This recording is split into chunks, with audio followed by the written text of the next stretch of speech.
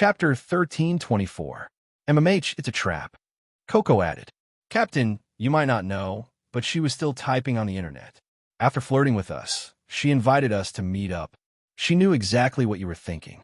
It was all an act. Honestly, if a girl chased me like that, I would just give in. China Mo was good at catching the main point. So, she was indeed the one who chased me. Of course.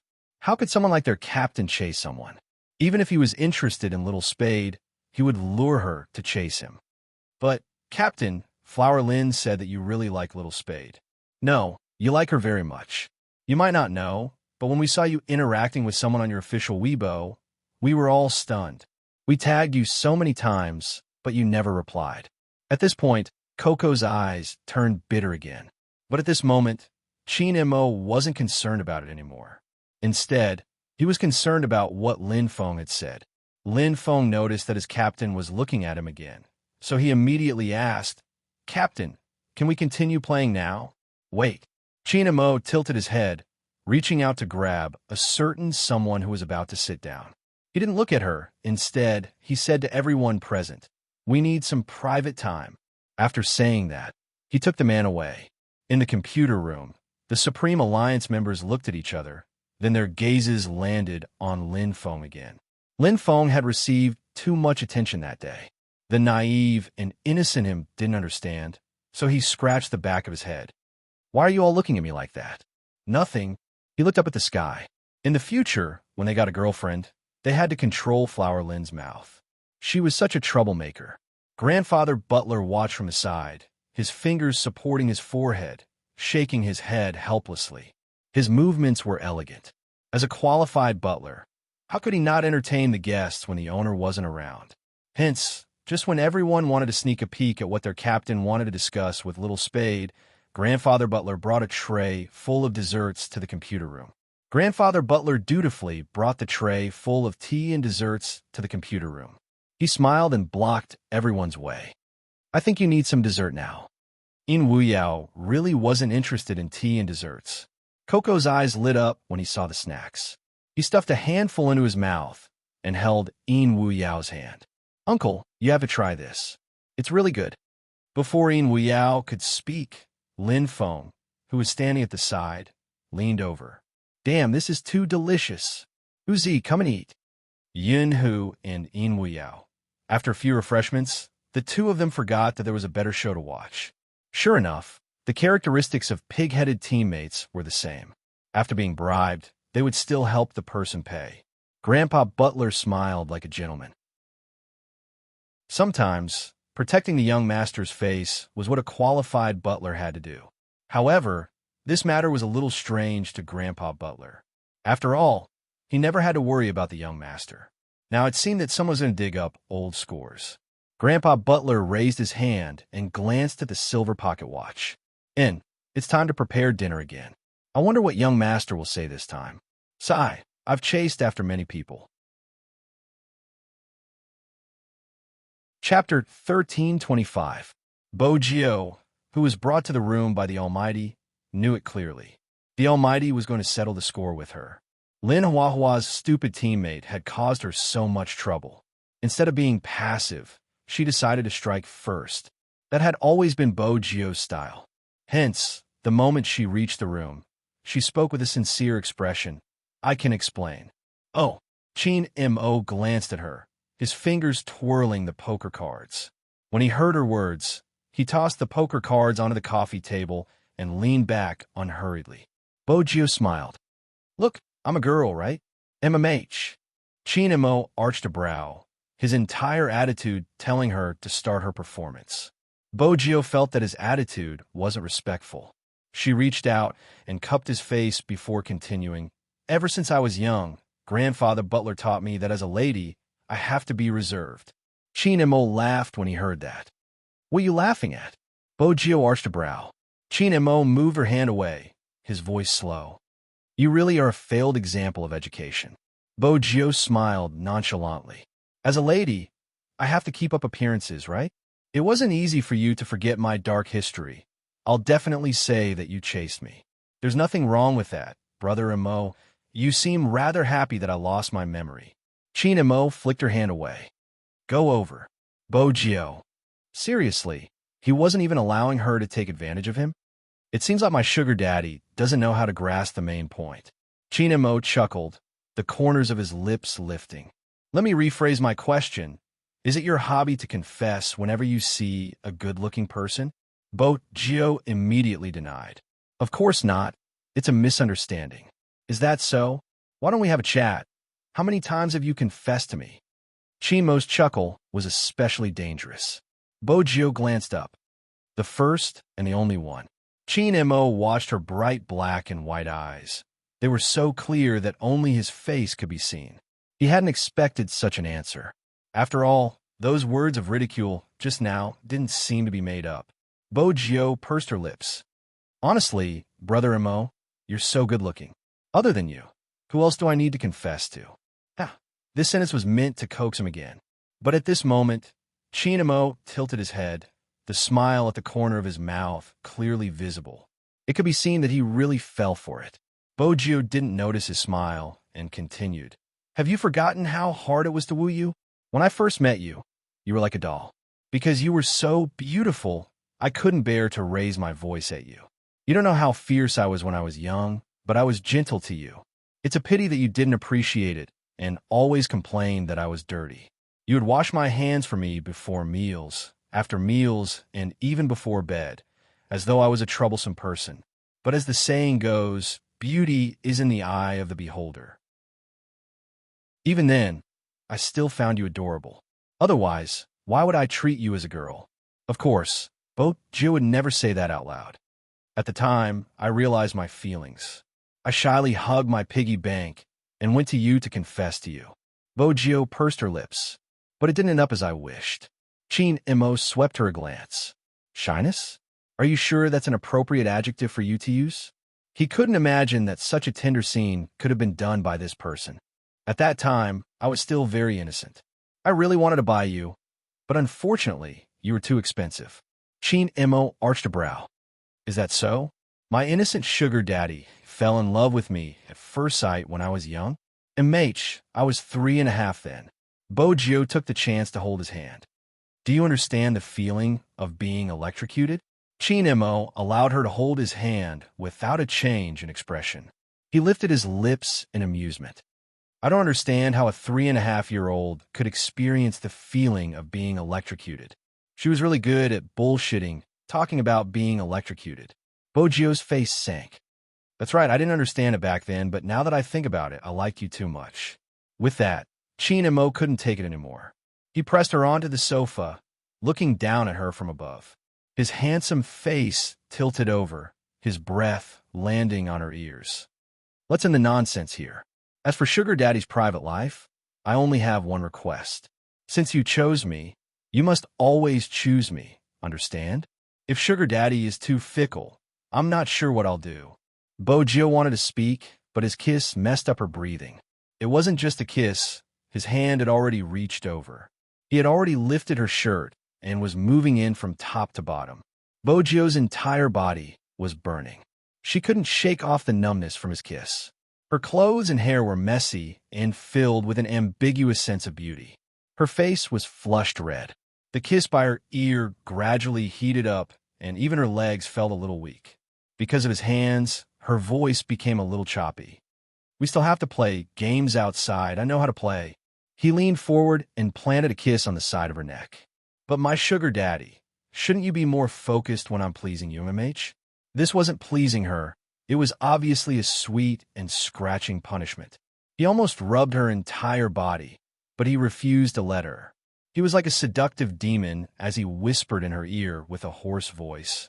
Are you going to confess to other people, Ben, I've never done it. The sound of clothes rubbing against each other made Bojio even more uncomfortable.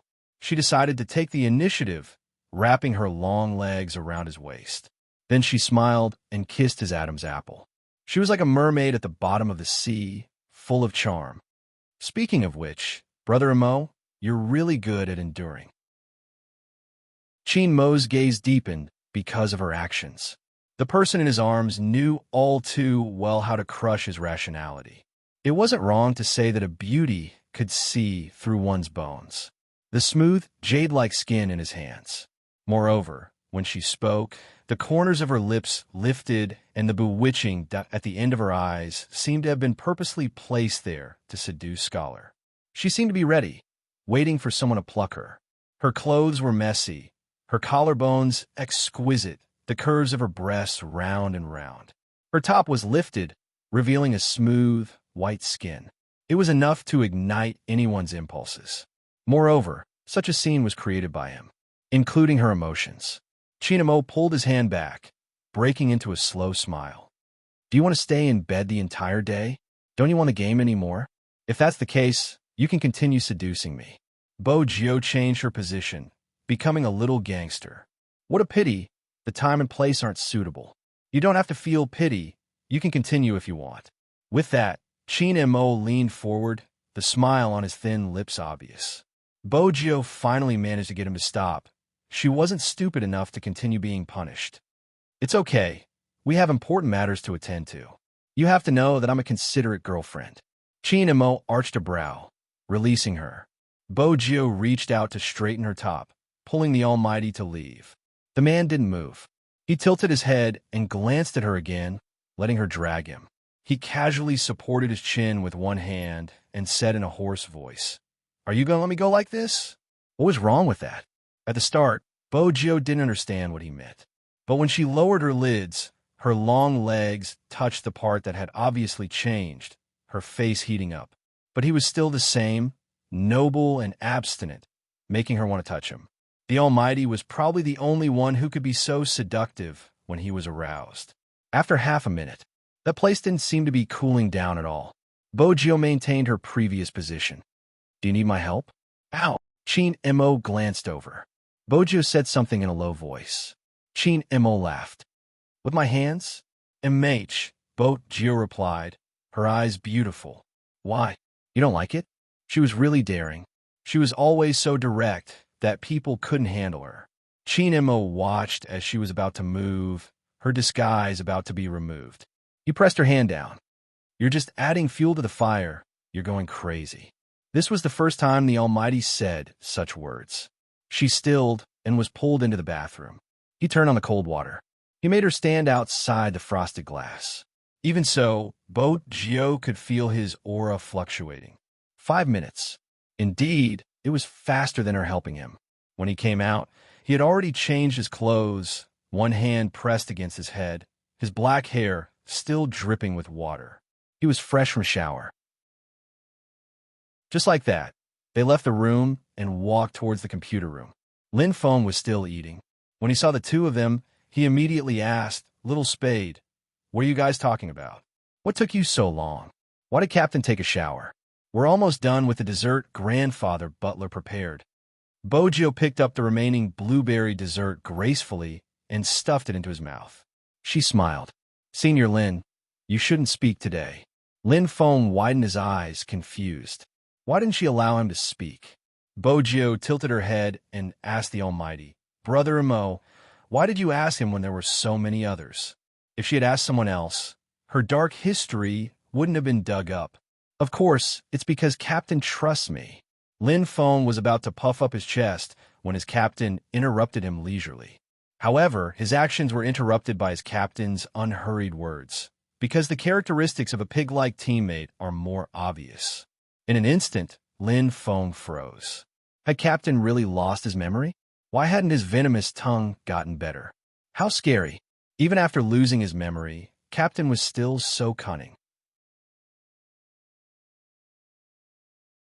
Chapter 1326. Let's begin. Isn't there not much time? Chinamo sat down, one hand supporting his chin as he nodded towards the seat beside him.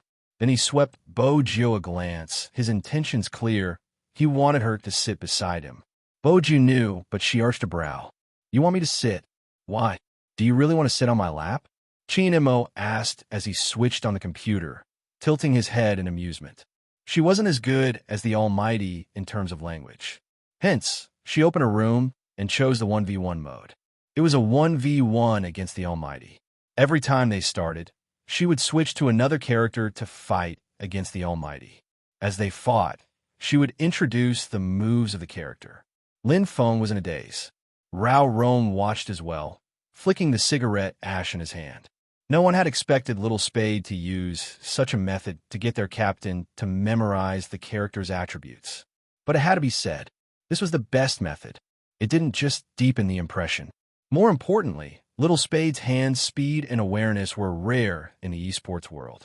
With such a person as a sparring partner, this meant that as long as their captain was familiar with the moves of the character, it wouldn't be easy for an average person to defeat him. Perhaps there really was hope. Everyone's eyes lit up when they saw Chin Mo tilting his head and moving his mouse. The other members of the team didn't slack off either. They logged into the game and started their daily hand speed training. Even Shui Yao Yao and Feng Shang, the two reserve members, didn't slack off. The air in the computer room definitely wasn't good. Boys like to smoke while playing games, but today they were restraining themselves. They even went to the toilet less than usual.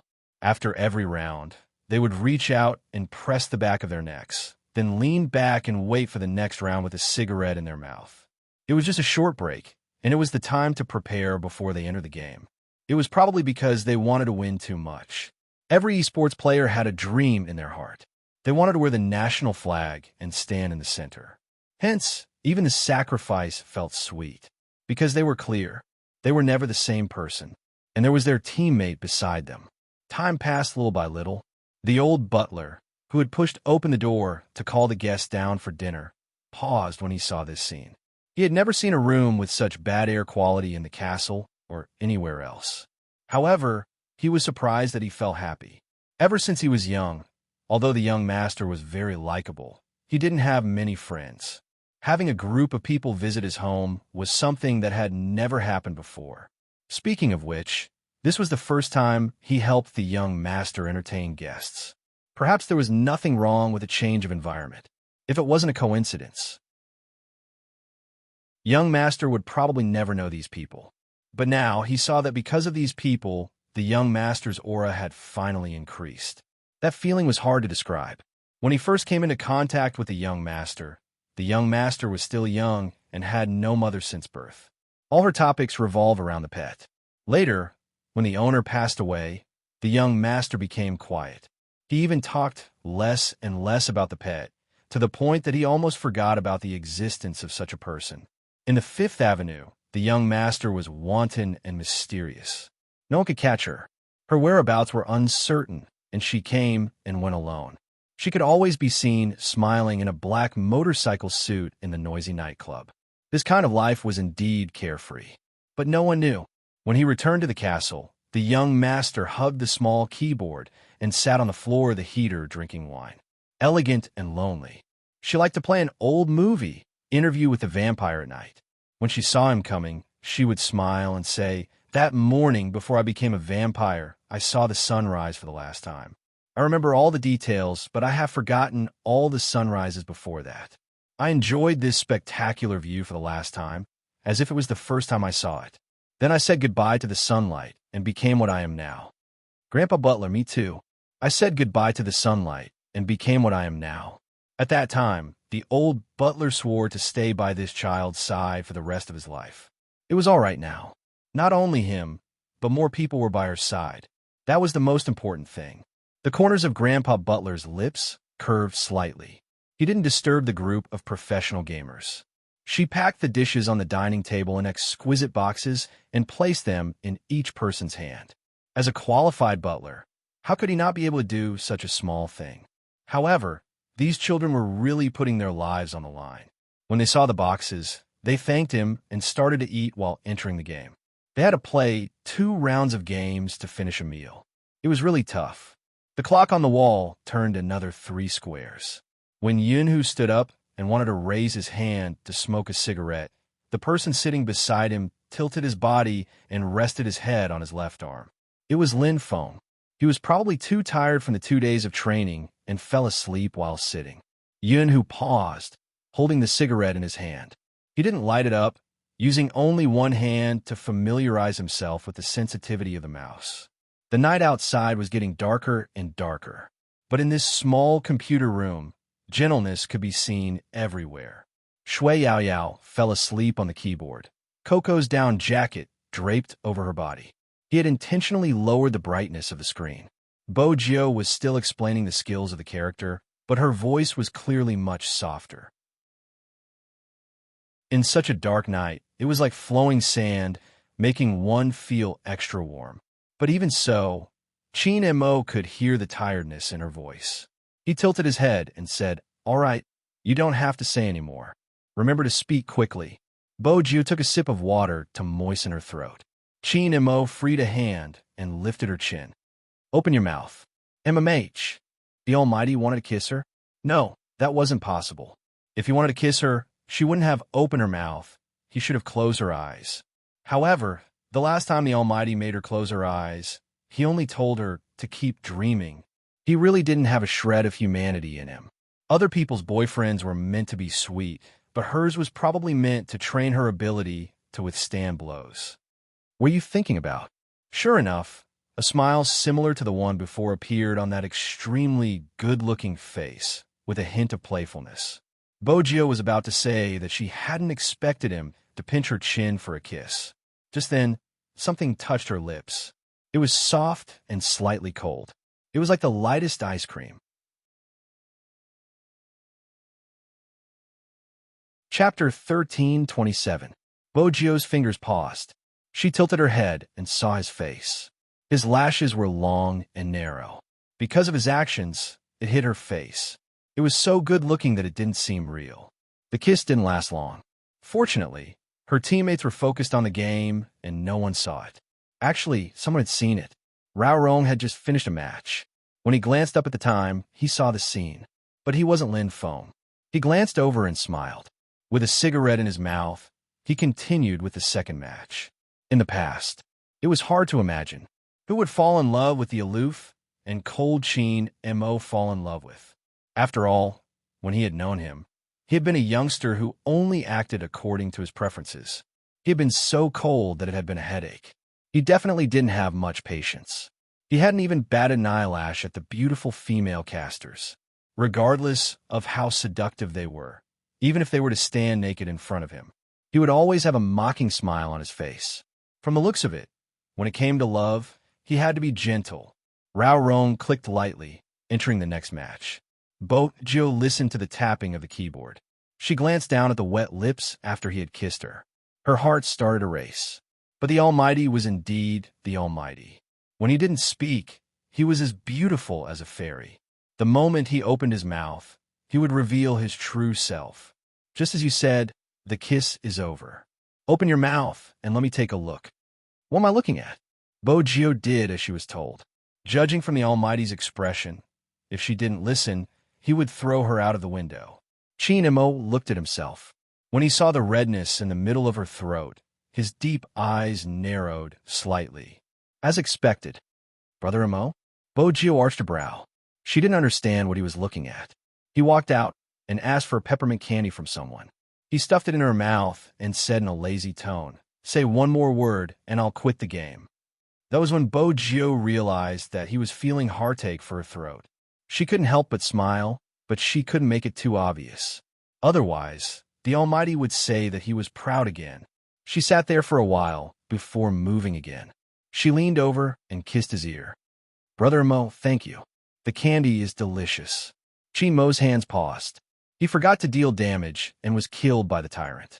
When he pulled himself out of that guy's aura, there was already a line of dots on the screen.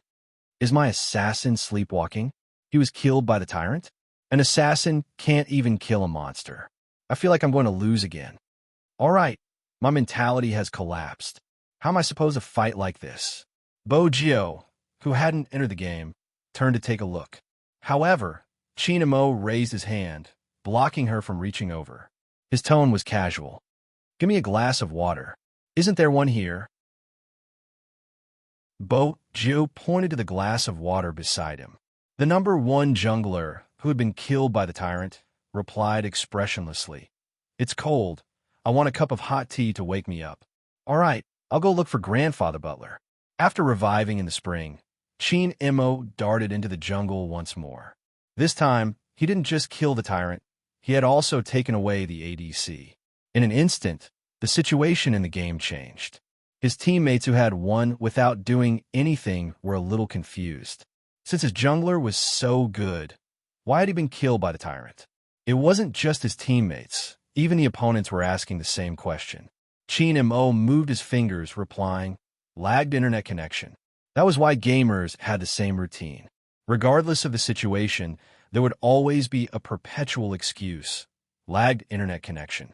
But only Chin Mo knew what had happened in that instant. How could he be affected by a prey to such an extent? Chin Mo lowered his gaze, not saying a word. Next, he didn't give her a chance to speak. When he saw that she was about to explain, he stuffed a piece of candy over. Looking at the man's wavering eyes, Yi Zichen felt a chill run down his spine. Chin Mo sneered. She obviously wanted him to feed her the candy personally. It wasn't easy to get tired when they accompanied each other. But in the wee hours of the morning, his shoulders couldn't take it. The weather outside was getting cold. Bo Jio glanced up, turning to In Wu Yao. "There's a room. Shall we get everyone to sleep in?" "Let's sleep here." In Wu Yao flicked the ash off his cigarette. "Sitting in front of the computer gives me a higher chance of winning. Everyone probably feels the same way, me too." With that, In Wu Yao leaned back. "It's good, I feel at ease." Bo Jio understood the feeling he was referring to, her lips curving into a slight smile. In Wu Yao spoke again. "Little captain." "MMH?" Bo Jio arched a brow. In Wu Yao knew that everyone was asleep. Those who weren't asleep couldn't hear their conversation. "Continue playing. If you really can't take it, just wear female clothes. It's nothing. You could just change back." "I promised I promised my mom that I wouldn't play anymore." Bo Jiu tilted her head. "Besides, Rao Rong is here. Even without me, as long as the Almighty recovers, Supreme Alliance will still be able to clinch the championship. I've seen the comments online. It doesn't affect me in that aspect, but I don't want people to talk about my gender when you're trying so hard to win. That wouldn't be fair to those who are serious about the competition. Most importantly, I don't want any black marks on his almighty record. Uncle Ian, do you know? That person should stand on the altar, clean and innocent. He shouldn't be like this, where a small streamer could diss him. The moment someone appeared, they would say that he couldn't play anymore because of someone else. He would be treated as the most dangerous person there. All of this, he shouldn't have experienced it. He should have been held in her hands, regardless of when. With that, she glanced out of the window, the lights of the entire city reflected in her eyes. No one knew. How did success come about? Perhaps no one would care. When this group of people was tired, they would just lie down on the keyboard and close their eyes to sleep. What was the reason? They wanted to win. They wanted to win so badly. They wanted to prove themselves, their teammates, and their team. But how could she become a stumbling block at such a time?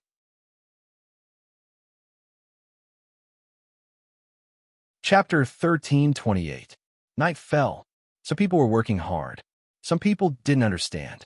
In the small computer room, everyone was thinking about fighting for a glimmer of hope. A piece of news appeared on a forum. The title was very eye-catching. Can this almighty still represent China in the competition after losing his memory? Memory loss? When the netizens saw this word, they naturally clicked on it subconsciously. Then they saw the description above. The #1 jungler in the entire server, the most valuable MVP player. There are too many fans who label this almighty. As someone who likes him, I have to admit that up until now, no one has been able to surpass him in terms of operational awareness. But now that he has lost his memory, everyone has seen the previous competition. There were 5 players, and he actually lost 1 life to a streamer. At first, I didn't believe such a thing would happen to him. But when I saw the video, I knew that it wasn't his operation. Under normal circumstances, he wouldn't have achieved such a result. Some fans, don't be in a hurry to talk about his hand injury. His hand injury isn't something that happened in a day or two. Everyone has seen it for themselves. Even during the National League, when he faced the national champion Xiangnan, he didn't lose any of his drive. But look at his operation in this match. It's obvious that he has forgotten his previous awareness. Can he still represent our country in the competition? I know that no one is willing to see this team fall apart, but to be honest, he is really old. Now that he has lost his memory, why can't we, as his fans, think about it from a rational point of view? Is it still suitable for him to play in this match? I believe the National Organizing Committee has an answer in their hearts. After all, this concerns the reputation of our country. This post was too provocative. Whether it was the timing of the post or the topic it was leading to, it caught people off guard. Although he didn't point out who this almighty was, from the description, people could already guess the name. Chinemo, the almighty in their hearts. In just an instant, the internet exploded. Every fan was burning with anxiety. Their almighty actually lost his memory. Was that possible? Many people were replying to the post, asking, "Where did you get the news? How could my almighty Chin lose his memory?" In less than 10 minutes, the post became a hot topic. Too many people joined in, regardless of whether they were fans of esports or had never watched an esport competition before. The scene became out of control. The only thing that could be salvaged was that Feng Yi noticed the post immediately. After all, he was living and eating in the company to keep an eye on the PR side. It was just that he had thought too much about what would happen. She never expected that young Master Chin's amnesia would be exposed, because only the internal members of their team knew about this news. Moreover, he had just told Lin Feng about this news. Under normal circumstances, a person like Feng Yi, who worked hard in the business world, would first suspect Lin Feng. After all, that fellow was indeed a chatterbox. But he knew about the members of Supreme Alliance. Those people might be very talkative.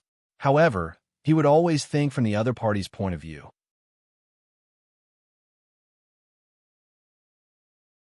Chapter 13:29. Moreover, it was a waste of time to think about who had leaked the secret. What he needed to do now was to salvage the situation. Feng Yi clicked on the mouse, reading the post 3 times. From the moment it was released until now, it had been problematic at every point. Firstly, it was the timing that the person had chosen. It was published in the wee hours. At this time, most of the people online were netizens. The company was basically in a state of rest. If he hadn't been mentally prepared, he wouldn't have seen this post. Secondly, if it had only been about young Master Chin's amnesia, it would have caused an uproar. But without the guidance at the back, he had other ways to deal with it. Supreme Alliance had never found excuses to evade anything. If the fans wanted to know, they could ask the officials directly. But the person who made the post didn't just want to expose young Master Chin's amnesia. The crux was the latter point. It involved the country's reputation, which would definitely make people feel that this matter had to be resolved. This wasn't a post made by a fan. A fan wouldn't do such a thing. Feng Yi frowned. He didn't expect the committee to not care about this matter. Even if they hadn't cared in the past, with the influence of the internet, the committee would have their own considerations. Feng Yi stood up. His first reaction was to use all his connections. He didn't care about the time anymore, dialing a string of numbers. "Hello, Bosley? It's like this. There's something." It was hard for anyone to imagine that there would be a day when the person known as the Smiling Fox would use such a pleading tone to talk to someone. But before he could finish, the person on the other end of the line interrupted him. "Little Feng, I saw the incident with Supreme Alliance. Boss Chin's amnesia is a huge matter. How dare you hide it? It's not that I want to criticize you, but why are you getting worse and worse? It's such a huge piece of news, it's impossible for me not to expose it. I've given you enough face, so don't call me anymore." He wasn't calling Boss Feng warmly, but Little Feng. Feng Yi's fingers froze when he heard the busy tone. The little assistant had woken up as well, watching from the side. Her eyes reddened instantly. What she didn't expect was that the man standing in front of the desk didn't pause at all and made a second call. Again and again, he was rejected and even mocked. In the end, someone finally agreed to talk to the organizing committee, but it was just a casual talk. The little assistant looked at CEO Feng, who reached out to tug open his collar, and felt that it was too difficult. How could he still smile when it was so difficult? "Thank you, Mr. Zhang. I'll treat you to a drink later." After Feng Yi hung up, the assistant walked over and saw him light a cigarette. She called out CEO Feng. Feng Yi acted as if he hadn't heard anything, obviously thinking about something else. The young assistant raised her voice. "How did you do it?" "What? Like now, I can endure those things." Feng Yi paused, his thin lips curving upwards.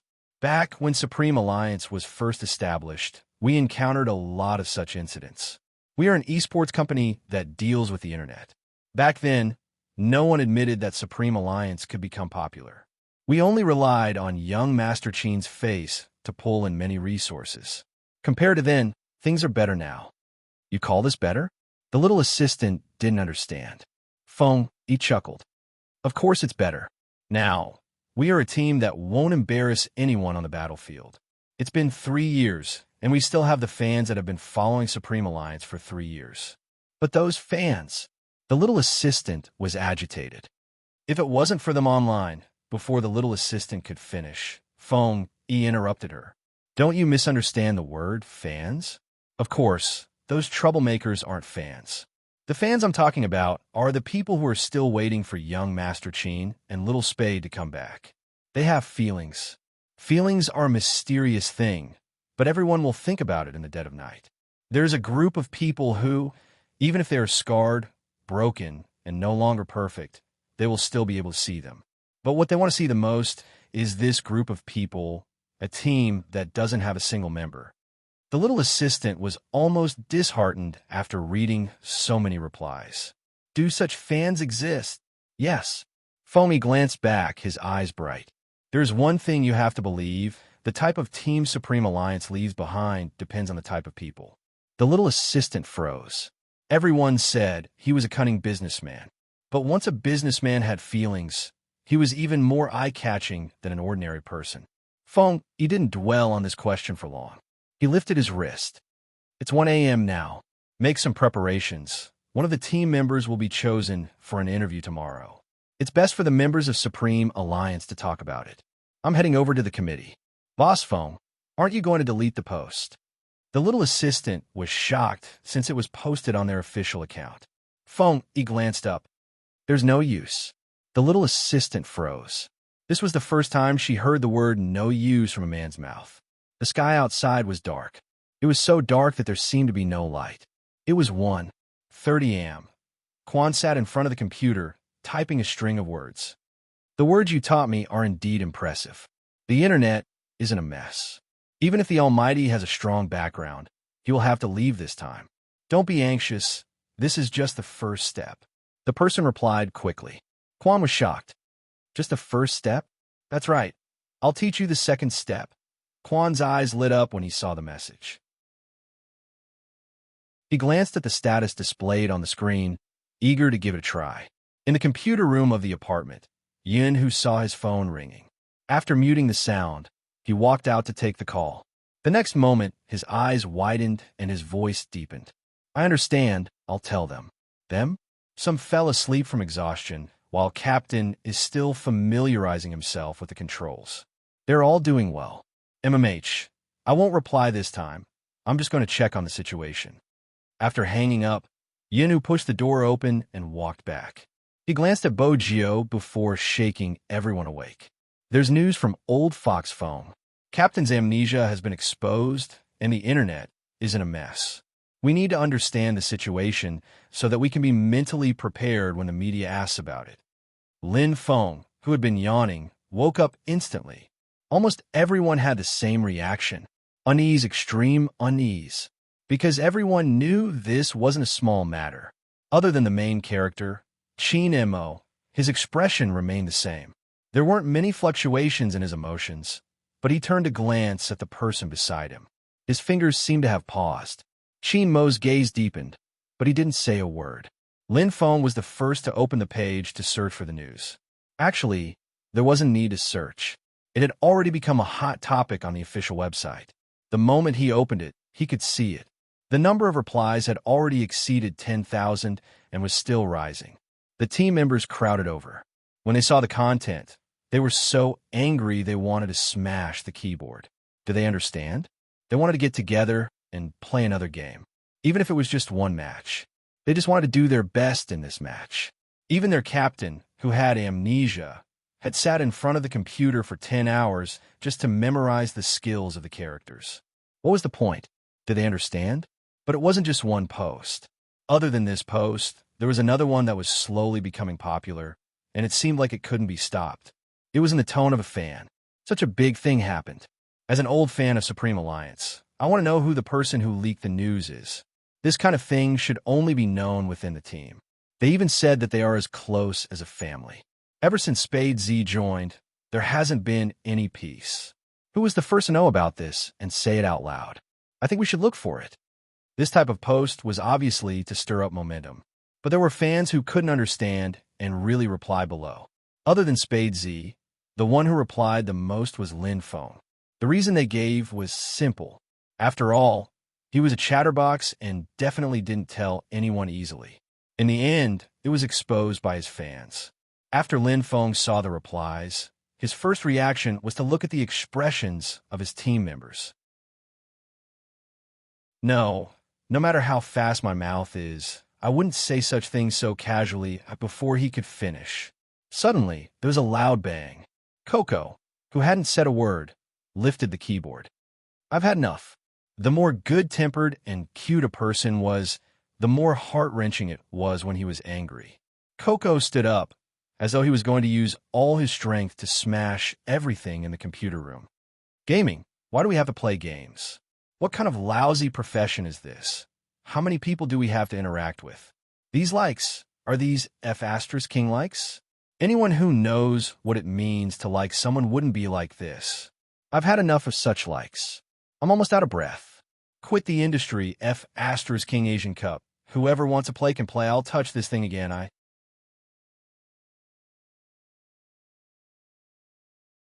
Chapter 1330. Coco was very touched to hear such comforting words. But just as he was about to hug little Spade back, he glanced up and saw his captain smile. The meaning behind that smile was simple. If you dare to hug me back, I'll break your paws. Coco was shocked. Little Spade, you can console me, but why are you hugging me? Do you want Captain to tear me apart? With that, Coco stopped and calmed himself down. As expected, compared to the internet attacks, he was more afraid of Captain's gaze. Bogio felt hurt. Shouldn't little Sissy be extremely touched at this moment? Why was he so afraid? Bogio was still raising her brows. The atmosphere in the team had changed completely. Everyone knew why Coco had such a reaction. They were all suppressing their laughter. Lin Feng let out a long breath and said, "Deal with it." Yes, since it happened, they had to solve it. This was their usual style. They would deal with it when they couldn't solve it. Besides, they believed Feng, he was already in the process. As for the process, they would have to wait until dawn. From 3 a.m. to 8 a.m., this was the most difficult time. Bo Gio suggested, go and rest, put aside the training. Especially at this time, you have to be more alert in front of the media. I'm guessing old Fox Feng has some plans. Why don't we wait for his call? Sure. In Wu Yao was the first to stand up. He reached out and massaged the back of his neck. It's important to relax before the match. If you can't sleep, you can play cards. It's fine to play cards. Feng Shang blushed. I'm good at cards. Bo Ju laughed. Then let's play cards. I'll be in the same group as Brother Imo Chin. Imo arched a brow. Are you sure I know how to play? Brother Imo, don't worry. Even if you lost your memory, no one is better than you when it comes to scheming. Bo Ju lowered her voice. Chin Imo smiled. Is that a compliment? Of course. Bo Ju adjusted her collar. I'll help you draw the cards later. I won't brag about anything else, but my luck is really good. 10 minutes later, Chin Imo glanced at the cards that a certain someone had drawn and arched a brow. Is this what you meant by having good luck? Bogio, who had drawn 3 useless tiles in a row, was frustrated. Why wasn't this mahjong giving her any face? Brother Mo, actually, this isn't a big deal. If you touch more, you can hit 13 youngsters. Bogio tried to clear her name. Chinamo scoffed, replying slowly, by the time you're done with the 13, the others will have already won. Bogio, why did he have to say something that everyone knew? Brother Imo, didn't you say you don't know how to play? Chin Imo arched a brow and glanced at the cards on the table lazily. His voice was faint. It's such a simple game. You can learn it after 1 round. With that, he held onto her wrist with one hand and reached out with the other. He picked up a card and pushed it forward. Pick yourself, all colors. Everyone was stunned. Lin Feng felt even more devastated. Didn't I play this card in the last round? Captain, Why didn't you eat who back then? Is that so? Chinamo replied nonchalantly. I guess I didn't know how to play just now. I wouldn't believe you. He was obviously trying to pick himself. Lin Feng scratched his head and glanced over at Baby Feng, who had said he was a thief. He was still arranging the cards. He face-bombed. Was this called a thief? It seemed like Baby Feng didn't understand the word thief well enough. Bo Jio was delighted, starting to collect the money. Lin Feng rolled up his sleeves, preparing for a counterattack on the third round. Who knew that as soon as the cards were placed on the table, she heard the person opposite her speak. Even her tone was very casual. Do you know why your luck is so bad? Bo Jio glanced over. Why? Because you hugged someone you shouldn't have. Qin Mo raised his hand casually, throwing out a card. Everyone, they had been wondering why their captain hadn't mentioned anything. So this was what he was waiting for.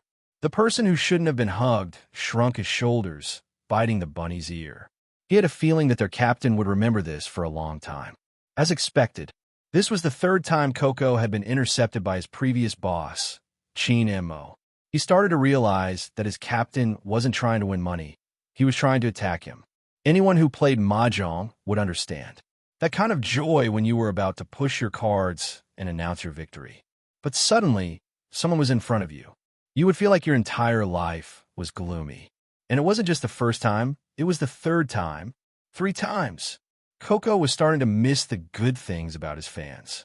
Compared to his little plushies, the captain was simply not human. His teammates who were playing mahjong at the same table had to hold back their laughter. The atmosphere was exceptionally harmonious. In Wuyao was right. It was right to relax before a big competition. At least compared to before, the layer of alienation on the surface was gone. Qin Mo won just like that. Some people even felt that their captain had never lost his memory. In that instant, he seemed to have calmed down, even though there were too many people in this world who didn't understand and cursed. But there was one person. Ever since he created Supreme Alliance, he had never given up. He understood your passion, even though he never said it. He became the support of the entire team.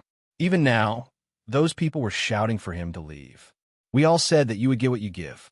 In reality, this was wrong. Giving didn't mean you would get anything. It meant that you didn't let down what you fought for. The game started again. It was as though all emotions were swept away. Grandfather Butler even prepared beer.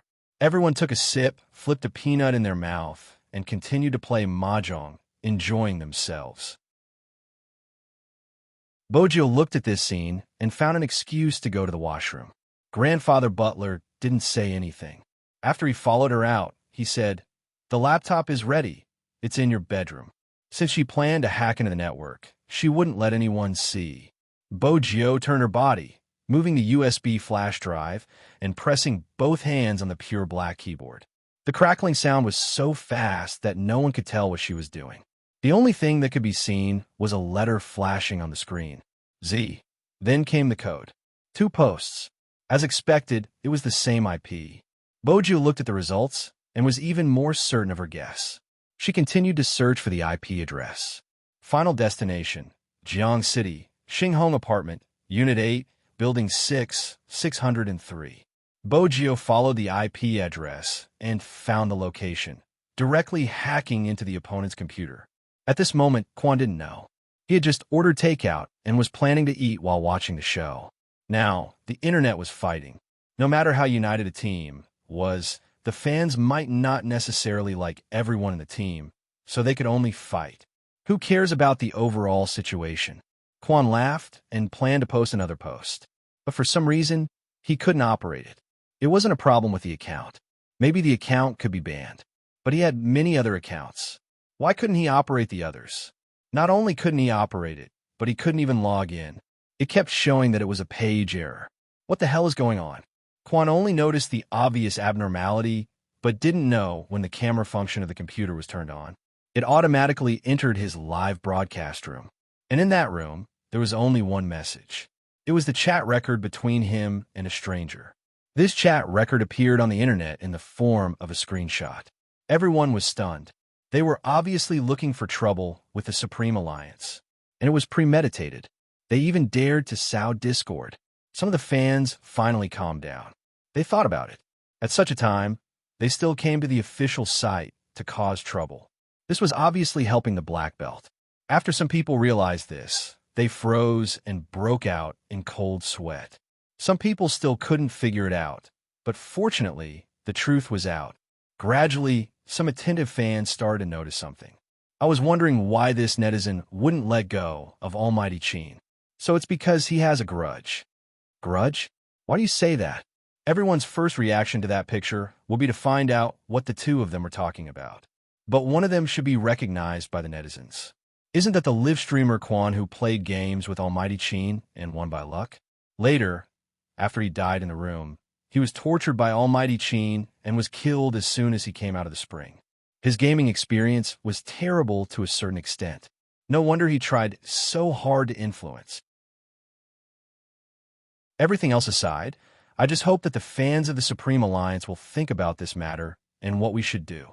Almighty Qin has indeed lost his memory. The organizing committee can't not make a decision. We are upset, but the Supreme Alliance must be even more upset. I played basketball in school. Although it's different from esports, but in any competitive event, how can they play without the support of the entire team? I can even understand how much psychological pressure they are under at this time. Do you think Almighty Qin still has a chance to participate? Just thinking about this makes me very upset. But no matter what, I will go to the venue and buy tickets because I understand that waiting for them is the only way to support them. The person who posted this never thought that there would be a day when his post would gain so many fans. Feng, he was right about one thing. There were people like that. But people like that also needed to be driven. People kept coming out and changing things bit by bit. Although it couldn't suppress Quan's post for the time being. But a single spark could start a prairie fire. And Quan, who did these things, only realized that his actions had been exposed half an hour later. He wanted to explain in a panic, but realized that his live broadcast room had long been turned on. The number of people watching online was unprecedentedly high and directly saw his expression. At that moment, he knew that he was finished. Perhaps in their circle, the bottom line was very low. But there was one thing that people hated to play tricks. This was something that all the netizens wouldn't forgive. Moreover, he used tricks to frame a professional team that was about to win glory for the country. No one would forgive him. From stealing Qin Mo's move to not admitting to it to this intentional action. This was simply challenging the most basic bottom line of a person. In an instant, the public opinion on the internet changed. Quan was scolded to the point that he didn't dare to do a live broadcast. At first, he complained that he was wronged and said that he was confused. He only did it when others said that. Now that he thought about it, he was simply being used. Would Bo Gio fall for this? This was the biggest joke in the world. The main culprit was someone else. But an accomplice was also a type of murderer. How could he say that he wasn't guilty when it was already carried out? She wasn't the Almighty and wouldn't consider so much. But there was one point. Everyone in the family was gaming properly and preparing for the competition. You came up with one plan after another and still say that you were wronged? Do you understand this saying? The one who started it first was cheap. After dealing with Quan, she didn't turn off her computer. Instead, she continued to dig, intending to dig out the culprit. But because of this, Bo Gio had prepared herself. Fan Jiao was already prepared. After briefing Quan, she went offline early. She used a computer from a small internet cafe in an alley, so it was easy to clean up the traces. Bo Gio found the place, but was aware that the computer had been turned off. Before it was turned off, it had been processed in detail. There was only one person who had such conditions, liked to use such methods, and was still haunting, Fan Jia. Bo Gio glanced at the screen. She curled her fingers and knocked on the table. In the golden triangle, she had placed all her attention on the Almighty, including how to get rid of his mistrust and murderous intent and how to stick to him. But she hadn't paid attention to the situation over there. After all, Kawang was already dead. The organization had been disbanded and many of its members had been sent to China. Even the poppies had been burned, leaving nothing behind. It was to prevent the darkness from rising again. Fan Jia hadn't been caught? Bo Gio frowned slightly. What followed was a vague sense of unease. She wasn't sure what she was feeling uneasy about. She stood up and was about to light a cigarette. But before she could reach for it, someone pushed open the door and walked in. My sugar daddy is really something. Of all things, why did you learn to smoke? There wasn't a hint of anger in that cold voice. It was so familiar that Bojo paused. She finally knew what she was feeling uneasy about. In fact, in this world, other than her little princess, Chin, what else could make her feel uneasy? What's wrong? Chin Mo hadn't thought much of his words, but when he saw Bojo's face, his fingers stilled. Is this guy unhappy? His words were usually more vicious, but he had never seen such an expression on her face. What was going on? That was Chin Mo's first reaction. He didn't even have time to think about it. Bojo could hear the concern in his voice. She smiled. Nothing. I just suddenly craved candy and couldn't find it. That's why I wanted to smoke. Chin Mo glanced at her, his voice calm. Come over.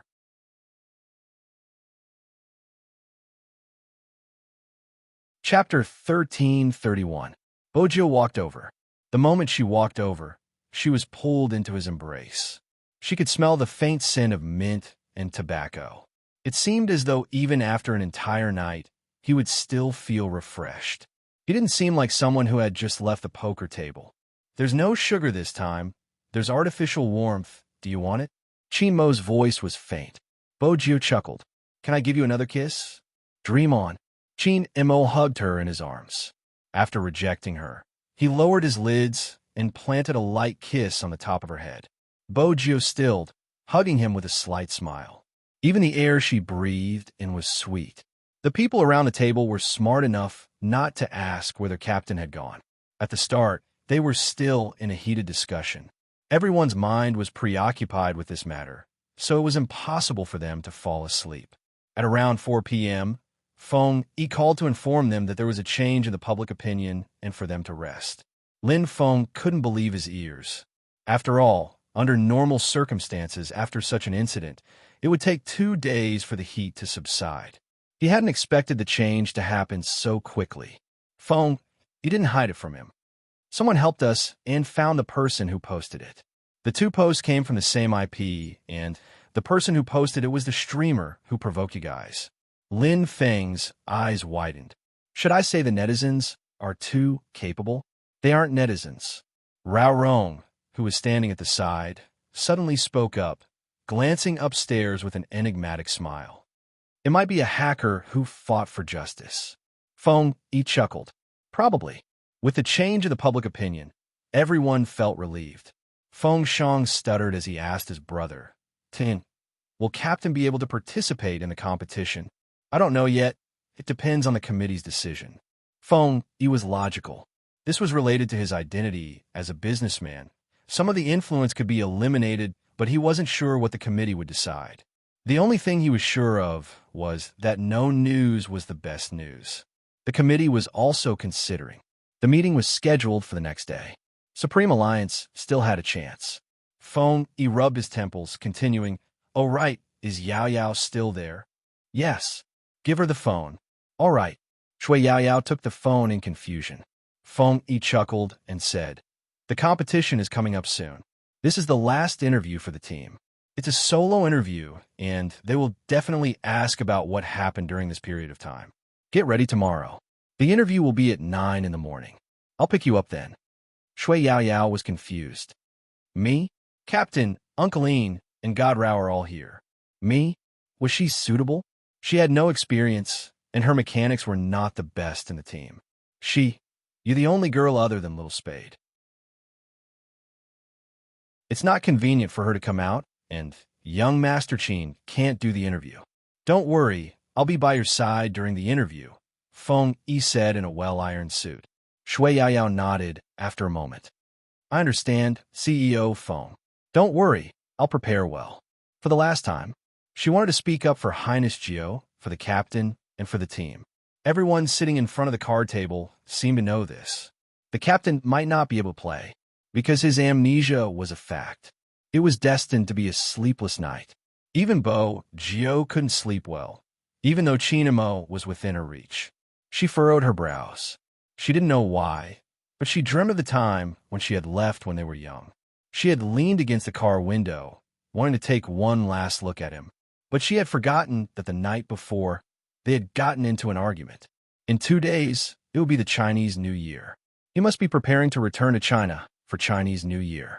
He must be packing his luggage in his room. Why would he be waiting for her in the courtyard? That was why she had been so depressed that day. They had parted because of an argument. At that time, Bojo had thought that if they had parted happily, they might have been able to maintain communication. But when she had sneaked back to take a look, he had disappeared. The scene in her dream made Bojo grab Chin Mo's hand instinctively. She tightened her grip. Chin Mo's eyes deepened. What exactly was she dreaming about? Was she that sad? Chin Mo reached out and lifted her chin. After caressing it, he leaned forward and planted a kiss on her lips. This was the little gangster's favorite. But this time it didn't change. Chin Mo looked at her face. It felt as though there was a rock pressing down on his chest. It was unusually irritating. That was enough. She was just a prey. You have already invested too much attention on her. That was enough. That was what he thought, but he hugged her, the kiss deepening. His motive was to wake someone up. Bojo was indeed awake. When she realized that the Almighty was kissing her, she paused and wanted to return it. But Chin Mo reached out to stop her. Tell me, what did you dream about? In America, we were still young. We separated after a fight, and I sneaked back to look for you. It was a pity that you had already returned. Bojo pursed her lips. Perhaps it was because of her small and tender face that even someone like Chin Mo could comfort her. It was just a dream. It wasn't a dream, it was real. Bojo looked into his eyes. It really happened. So, Brother Mo, promise me something. Don't leave me, all right? I'm so good looking and rich. I can even take revenge for you in the game. Where are you going to find such a good sugar daddy? Chin Mo replied slowly. The points you mentioned are easy to find, but it isn't easy to find someone as thick-skinned as you. Bojo. She thought he had become gentler when he took the initiative to kiss her. As expected, gentler wasn't the word used on the Almighty. That's why I don't intend to waste any more effort. Chin Mo reached out to pinch her face. Coincidentally, I like your thick skin. Bojo smiled, reaching out to hug his waist. She wanted to say that it was fine if he didn't regain his memory. It would be fine as long as he was by her side. But she was worried that with his personality, he wouldn't be able to regain his memory. Thus, she decided to forget it. It was better to be together like this. This time, it wasn't a nightmare. He held her in his arms and pressed her head against his shoulder. He had no intention of letting go.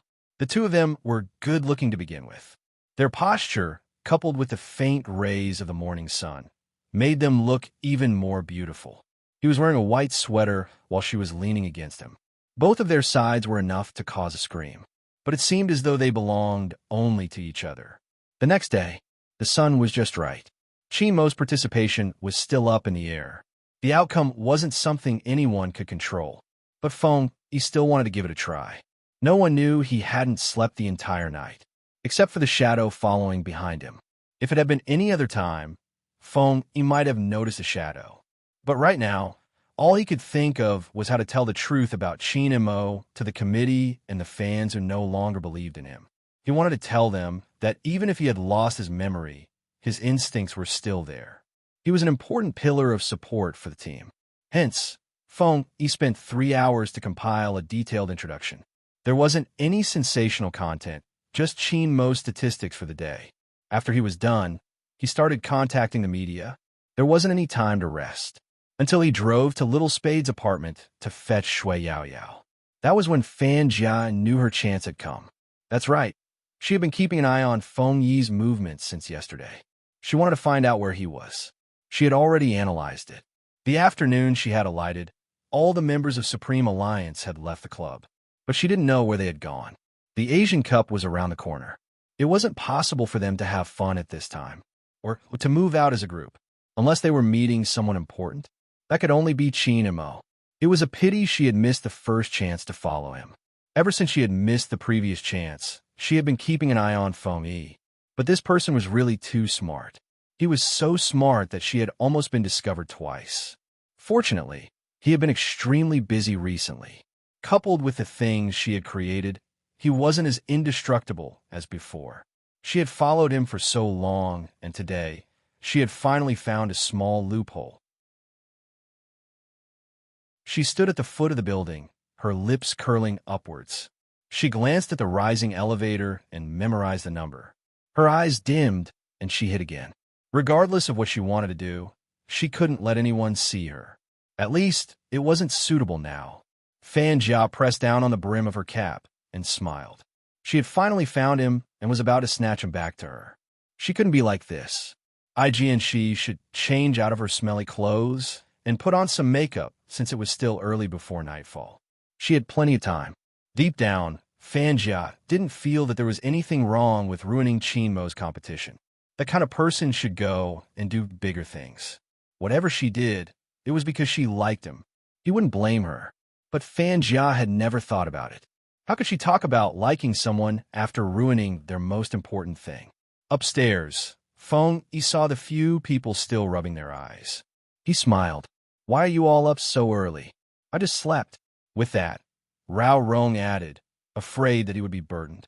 We played until 4 a.m. The two people on the second floor probably can't be woken up. Lin Feng even kicked his pillow on the floor. Feng Yi glanced up at the clock. The results will be out in the afternoon. I'm going to fetch Yao Yao for an interview. MH. Rao Rong opened his mouth, wanting to say something. In the end, he only smiled. Good luck. Feng Yi hooked his jacket with one hand. I will. Just from the fact that Feng Yi had specially come to fetch her. It was obvious how important this interview was. Everyone seemed to be aware of it. Supreme Alliance had really been pushed to the lowest point. There were voices of support and opposition online. But at this moment, the more support there was, the greater the chances of them winning. The committee would make a decision in the afternoon.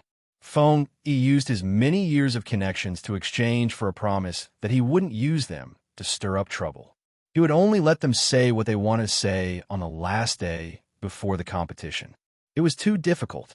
The longer they stayed in the industry, the more they understood what it meant. Today, Shui Yaoyao was different.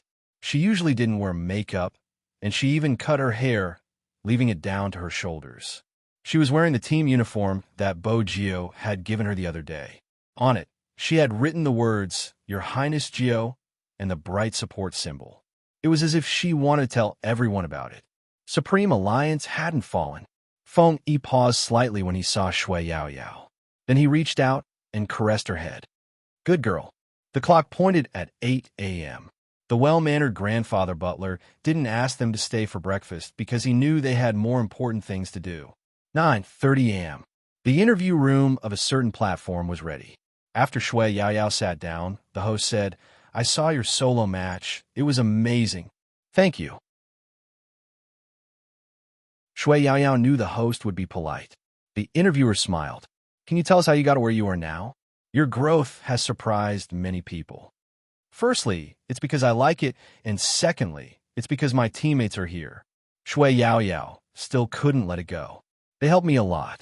The interviewer changed the topic, landing on the most controversial topic of the day.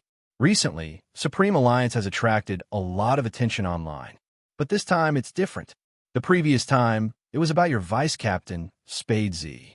This time, it's your captain, Chinamo. Are you feeling complicated?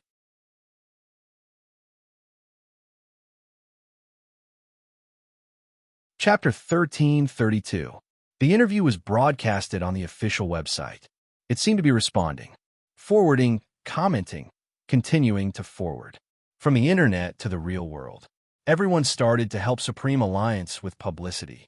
There were even some rich fans who spontaneously organized an entire fleet of cars, temporarily forming a colorful painting just for support. Many people were saying that the 2018 Asian Cup would be more popular than ever. Firstly, it was because the venue was chosen with great difficulty to be in China. Secondly, it was because of the influence Supreme Alliance had brought about. It was really extraordinary. At the scene, all the tickets related to Supreme Alliance were sold out. Many people had already arrived in Jiang City before the start of the competition. They didn't force others to like this team. But when the reporter held a microphone and asked them, Why are you here so early? The temperature in Jiang City is very low. Isn't it cold? It's cold, but it's worth it. A girl smiled and waved her ticket. My boyfriend gave it to me, and we only got to know each other because of Supreme Alliance. The reporter was shocked. Because of Supreme Alliance? MMH at that time, he always imitated Almighty Chin as an assassin and was jealous because I liked Big Spade. In the end, Big Spade and Almighty Chin got together, and he told me, "Look, your Almighty is with my Almighty. Let's be together too." The girl smiled. I'm a pit when I play games. When I play as a long-range shooter, I can't hit the target accurately. I run slowly, and I don't understand positioning, so I'm always killed. He would always rush out to avenge me after I die, even though he isn't that good. Do you understand the feeling? I always feel that someone who loves Supreme Alliance so much wouldn't have a bad heart and would always be more mature than others. When we are together, we don't speak much and feel like we're being taken care of. The last time I saw Little Spade wearing a sock puppet and saying that her boyfriend was jealous and that she had to coax him. At that time, I thought that he had always been the one coaxing me, and I had never coaxed him. Now that we are about to graduate, I'm always worried if we can be together in the future. Unexpectedly, he proposed to me that day. He said that even Almighty Z has to coax her boyfriend. So how can he coax his girlfriend? It's not that we don't quarrel, but sometimes when we quarrel, we look at those people and it reminds us of the sweet times. The reporter didn't expect to interview such a person. Afraid that it would be seen as a show, he didn't say much. Even though he knew that if this interview was broadcasted, the click rate wouldn't be too bad. To avoid suspicion, he still moved the microphone to the one below. Then he froze. It was an Annie with a load on her shoulder. Her hair was a little white, and her back was slightly arched. She was dressed very cleanly, as if she had specially waited for this day. However, she still had to make a living, so she brought along the things she wanted to sell, a small amount of cigarettes and some bottled water. She held the ticket in one hand and asked the person beside her, "Is this Supreme Alliance's match ticket? Are we going to watch it here?" When the reporter saw this scene, they were shocked. After all, it was impossible for people of his age to watch esports competitions. Moreover, there was only an elderly Andy, which made her seem even more out of place. After the camera swept over, both the reporters and the cameraman felt that this was going to be a hot topic. They passed the microphone over. "Annie, sorry to disturb you, but we are really curious. After all, apart from some young girls, there are also guys who like to play this game. There's only one person of your age here, so if it's convenient for you, can you tell us why you bought this final match ticket? Is it for the younger generation in your family?" Unexpectedly, the auntie hurriedly waved her hands. "No, I bought it for myself. After waiting for so long, I can finally support those children. I'm really happy." "You bought it for yourself? Then you..." With that, the reporter paused. "Do you know anyone in Supreme Alliance?" After all, the word children had been mentioned. The Annie seemed to be in a hurry since the camera had been pointing towards her. But then, she seemed to have recalled something and gradually stopped. "I don't know them, but they have helped me a lot. I am grateful to them for providing me with a lawyer when I seek redress for my daughter's grievances." With that, she paused. "Host, can I use your platform to say a few words to them?" The reporter's fingers paused. "Go ahead." But he wasn't sure if Supreme Alliance would see it. "I've watched your competition on the big screen. I'm old and don't understand competitions, but when I see you win, I feel especially happy. This is even better. Annie has earned quite a bit of money from selling things, so I can go in and watch your competition." The reporter didn't know how to continue this sentence. Every single one of them seemed to be touched by their own words. He knew very well. Why were they standing here, buying tickets with smiles on their faces? They wouldn't force you to like the team they supported. Instead, when you asked, they would speak with assurance or smile shyly. Regardless of the expression, they had never left this place. They seemed to be saying it with all their might. "You might think that we're just fireflies, but together, we are a torch that protects the team." "Are we still interviewing?" the cameraman asked. Originally, they wanted to catch some questions from the scene to create a topic of discussion. But it was obvious that this time, they were destined to return empty-handed. The reporter had played games before, but that was a long time ago. Back then, there wasn't even a Supreme Alliance. They didn't really like it, but the games that seemed to appear in their lives: King of Fighters, Super Mario, Dance Dance Group, Crossing the Line of Fire, Warcraft, J Dynasty, and now Hero. These were all familiar names that seemed to remind them of that period of time, what they were like, what kind of friends they had by their side, and what they were closer than lovers. They would talk about everything, even going to the toilet together, having little secrets between girls. They would climb walls together, learn to smoke, and be worried that their parents would see them, turning on the electric fan and blowing continuously. In the end, if they didn't blow clean, they would fight, using the excuse that it was a battle between men. In reality, they hadn't even grown their hair back then. The reporter lowered his head, looking at the template that someone had given him. With a wave of his hand, the paper was torn to shreds. Of course, we have to interview them, but we have to do it according to the actual situation. But above, I'll take responsibility. 2 words in.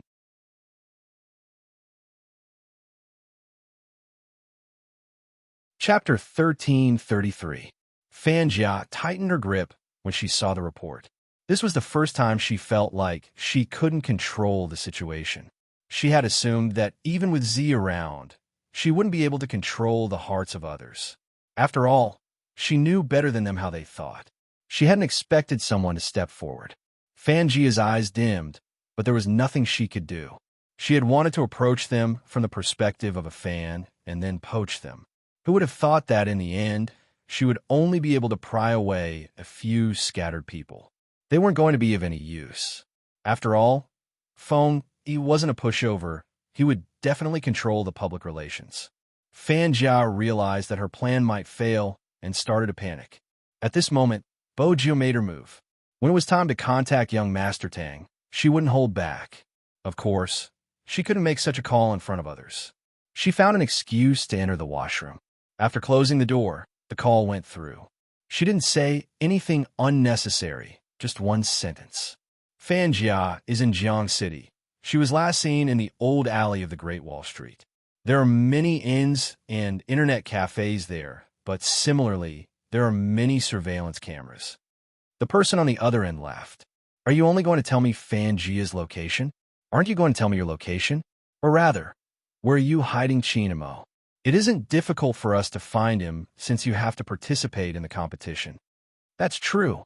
Why don't you let young Master Tang handle the matter and allow the Almighty to participate in the competition? You can capture him. What do you think? Bo Jiu arched a brow, her fingers tapping on the phone as though she was negotiating. Z, do you think I don't know what you were up to? Didn't you already know that we wouldn't capture him in public? That's why you brought him to Jiang City. It is indeed troublesome to capture Qin Mo since we have to think of an excuse. But no matter what, it won't be able to convince the masses. When young Master Tang said these words, he tugged on his tie. The latter part was what I said during the meeting. It's always difficult to persuade those people. Bo Jiu replied calmly. Young Master Tang, you are being humble. This level of deception should be a piece of cake for you. The person on the other end of the line didn't reply. Instead, he changed his tone and said slowly, as long as you can ensure that Qin Mo doesn't do anything, we won't do anything. If he shows any signs, you have to be prepared. My boyfriend is busy dating me every day. He doesn't have time to do anything else. Bo Jiu replied casually, but she was well aware of the situation. If you guys can't catch him, I don't mind doing it myself. You want to commit a crime? Z, this is China, not the Fifth Avenue. Are you here to capture or kill? Focus on your competition. We'll take care of everything else. Being obedient isn't for your own good, it's for your family's good. You should understand what I'm saying. Of course, Bo Jiu understood. That was why she hadn't launched a large-scale attack to track Fan Jia down. During the probation period, whatever she did would be blamed on the Almighty, so she couldn't do it. If everything goes according to plan, we should be able to find him tonight. These were young Master Tang's last words. This person always did what he said. Since he said it was night, it wouldn't be past midnight. Bo Jiu relaxed. The moment she hung up, she received another call. It was Feng Yi. Bo Jiu pressed the answer button. A voice came from the other side. It seemed to be somewhere else, and the background noise was a little noisy. Tell those bastards not to worry. With just a few words, Bo Jiu smiled. The committee has agreed? Enrich. Even though he was tired, he wanted to share his joy with someone. But the committee still needs to see how good he is. If he's still top-notch, the name list will remain the same. Bo Jiu arched a brow. What do you think? It's too late for a match, isn't it? I sent the footage of your training yesterday to the committee. They're looking for someone to analyze it. Feng, he paused. Let's wait a little longer. The results will be out soon. A chance is better than no chance at all. All right. Bo Jio's eyes lit up. Feng, he was right. There was still a chance at this moment. Within the committee, a person led the three almighties from Xiangnan into the room. The person at the front was Xiangnan's captain, Xiao Jing. Goddess Luo stood on the left while Zhao Sanpeng stood on the right. Honestly, it was such a sensitive time for the committee to invite him. Zhao Sanpeng was still a little apprehensive. The person sitting in the middle of the meeting smiled. Sit, don't stand. I called you here because we need you to complete a task with us. Task? Zhao Sanpeng turned his head to look at his captain with a dumbfounded face. There wasn't a single ripple in his emotions. With such a comparison, he felt that he was making a fuss out of nothing. Zhao Sanpeng told himself to calm down, otherwise it would damage his divinity. But before he could adjust his sitting posture, a video appeared on the big screen. They had been hearing about the ID in the video frequently. After all, a certain someone was flaunting their love. It was infuriating. Qin Mo is currently using this account. As he spoke, his gaze landed on their faces. I believe all of you have heard about the exposure on the internet. It is undeniable that Qin Mo is an outstanding esports player, but now that he has lost his memory, we can't decide if he is still suitable for the Asian Cup. The video was taken from the internet and the data is reliable. Take a look and analyze it from a technical point of view. What do you think of Qin Mo's current standards? Zhao Sanpeng glared. Why did Xiangnan have to do such a thankless job? Before he could speak, his wrist was pressed down. Beauty Luo smiled, gesturing for him to tilt his head. That was when Zhao Sanpeng realized that his captain had started to observe the movements of the character in the video. The other members of the committee were watching as well. Since they were in this industry, they had a certain level of understanding. There were even retired players amongst them. But the ones who truly understood were Xiangnan. After all, they had been the national champions for 3 consecutive years. That wasn't all. They had even been the runner-up in the Asian Cup. It was more suitable for them to provide their opinions on technical aspects. The video wasn't short. It wasn't just one match, but 3 consecutive matches. After it ended,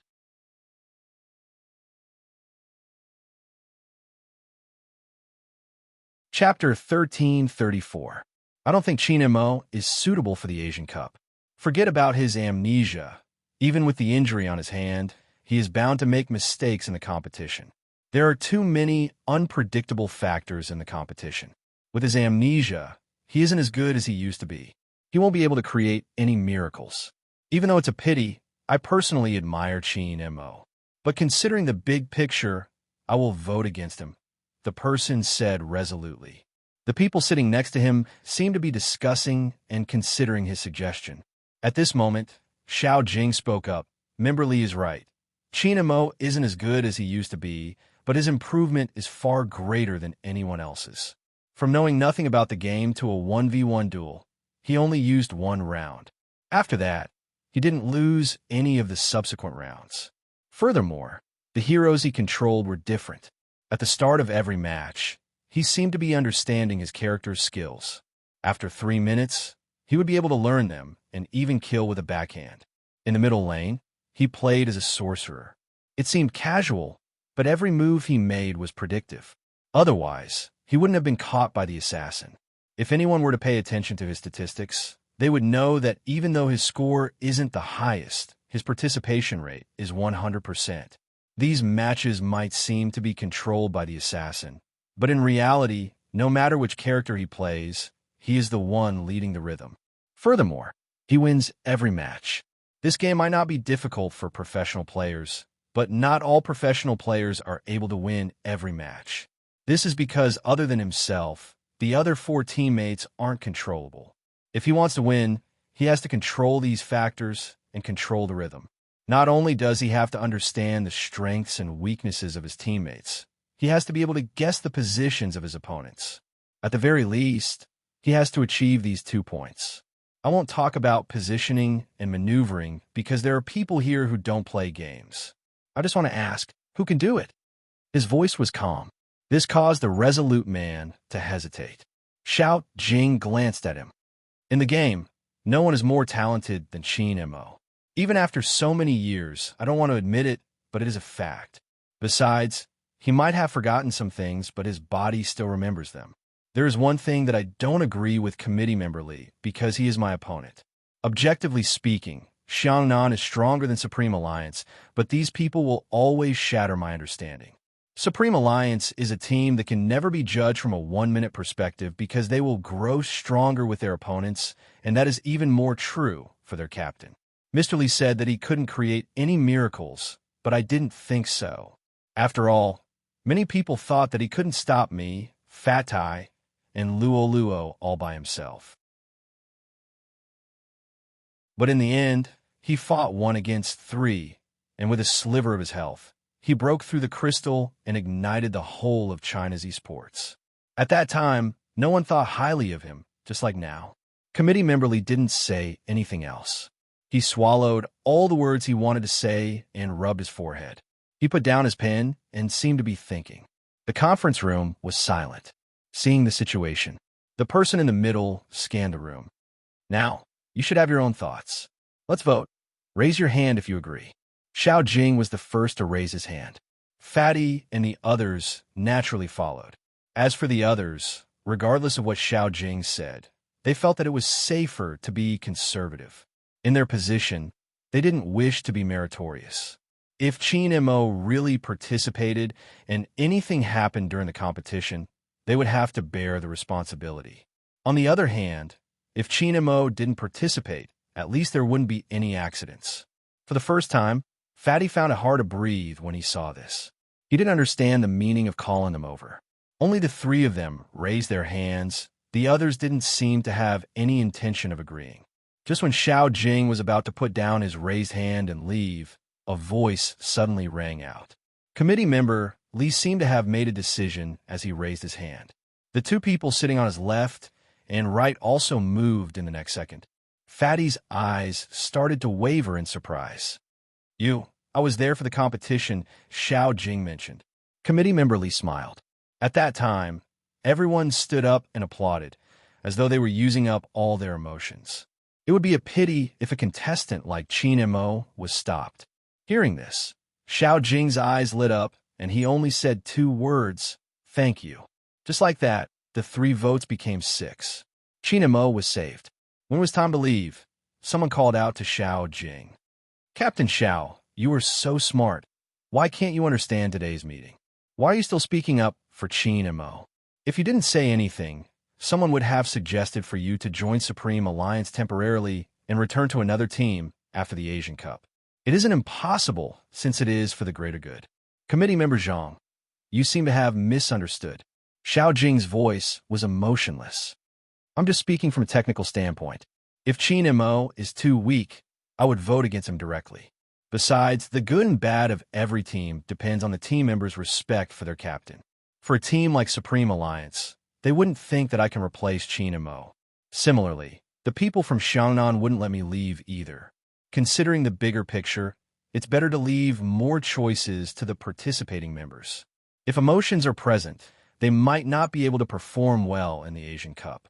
With that, Xiao Jing walked into the elevator with Fatty and Luo. Left behind, committee member Zhang almost laughed out of anger. What was wrong with these lousy gamers? Did they think that just because esports was popular, they could be like other athletes? At the end of the day, they were just fooling around. Just because they had fans, they were so arrogant. Sooner or later, they would fall. His words weren't pleasant to the ears. His voice could be heard through the cracks of the elevator. Zhao Sampang wanted to press the elevator button and rush out to reason with him. Xiao Jing reached out to stop him. "Is there a need?" Zhao Sampang was infuriated. What nonsense is he saying? Didn't many people say that winning or losing isn't important? Since we're just playing a game, it doesn't matter if we lose. Xiao Jing glanced over. At this moment, we just have to win. He didn't need to say anything. As long as they won, they would be able to bring glory to the country. Only then would they be acknowledged by more people. Those people probably had the same thoughts. Xiao Jing's gaze landed on the white wall of Supreme Alliance's promotional video outside the elevator. He believed that one day, people would understand that they weren't just playing a lousy game. They were playing in a league, and their event was called esports. Outside the building, Feng Yi was still waiting for news. His phone rang. He didn't pause for a moment. After receiving the news, he turned to call Bo Jio. His phone rang. He didn't pause for a moment. After receiving the news, he turned to call Bo Jio. His phone rang. He didn't pause for a moment. After receiving the news, he turned to call Bo Jio. But there was one thing. The person she wanted to inform wasn't in the computer room. The other members were all there. When Lin Feng heard the decision of the committee, he leaped up from his chair and gave her a bear hug. He asked excitedly, "Really? Little Spade, is what you said true? You can take a look at your phone. Old Fox Feng has sent a message." As expected, there was a group message. Lin Feng was overjoyed. He was so happy. After he was done, he seemed to have thought of something, his back stiffening. He glanced towards Qin Mo's seat instinctively. When he realized there wasn't anyone there, he heaved a huge sigh of relief. Fortunately, his actions weren't seen by his captain. Everyone was happy, but their expressions were different. Bo Jio found the most reliable Rao Rong and asked, "Where did Brother Mo go?" "He probably went to the washroom." Rao Rong wasn't sure. Washroom? There hadn't been anyone there when she had arrived. At this moment, Feng Shang spoke up. Captain seems to have gone out to buy candies." Buy candies? No one believed that such a thing could happen. How could their captain buy candies? Bo Jio's fingers paused slightly before she headed downstairs. But just 3 minutes ago, outside the apartment, at a 24-hour convenience store at the entrance of the estate. She hadn't expected to be so lucky. She had planned to make her move at night. However, she hadn't expected to see that unexpected person. Fan Jia's eyes widened. He had one hand in his pocket, the other on the shelf. He seemed to be choosing something. His face wasn't any different from how she remembered, but now, he looked like a devil who had been freed. From the curve of his lips, she could sense a different evil aura. Very quickly, Fan Jia realized that this was the best opportunity to make her move, because there was no one else beside him except himself. Besides, standing in front of the same shelf in the convenience store wouldn't arouse any suspicion. After making up her mind, Fan Jia suppressed her emotions and strode over to the tall figure. She heard a faint sound. That guy probably likes to eat this brand. The man's finger landed on one of the candies. Fan Jia hadn't expected him to buy candies. With his words, she knew who he was referring to. Intense jealousy made Fan Jia clench her fists tightly, her fingertips digging into her palms. Just as she was about to speak, a loud sound rang out. Swoosh! A poker card flew straight towards her face. Fan Jia dodged immediately, watching as the card stabbed into the bread behind her like a knife. Her face paled and she trembled. "Brother Mo, don't you recognize me? Brother Mo?" When Qin Mo heard this word coming from someone else's mouth, he realized a problem. He didn't like it. Fan Jia had wanted to make use of his amnesia to get close to him, but the moment she said that, the man took a packet of candies and was about to pay the bill. He didn't even look at her. Fan Jia narrowed her eyes, blocking Qin Mo's path. "Brother Mo, do you really think that person likes you? She just wants you to participate in the Asian Cup. That's why she listens to you. If you don't believe me, I have pictures here. She has a close relationship with Hoshino. It isn't as simple as mutual admiration. They have always been close friends. Back then, in order to clear Hoshino's name, she didn't hesitate to lie to you. Have you forgotten all that?" Fan Jia narrowed her eyes, blocking his way. "Brother Mo, do you really think that person likes you?" That was what Fan Jia thought he would say. He would at least say a word to her. Unexpectedly, he only gave her one word, a chill in his laziness. Scram! Fan Jia froze on the spot. There wasn't a hint of warmth in his gaze, as though he would kill her if she said another word. It seemed like she shouldn't have used such a method. Since she couldn't have him, no one else could. Fan Jia's eyes dimmed. "Qin Mo, stop lying to yourself. The most important person to you is dead.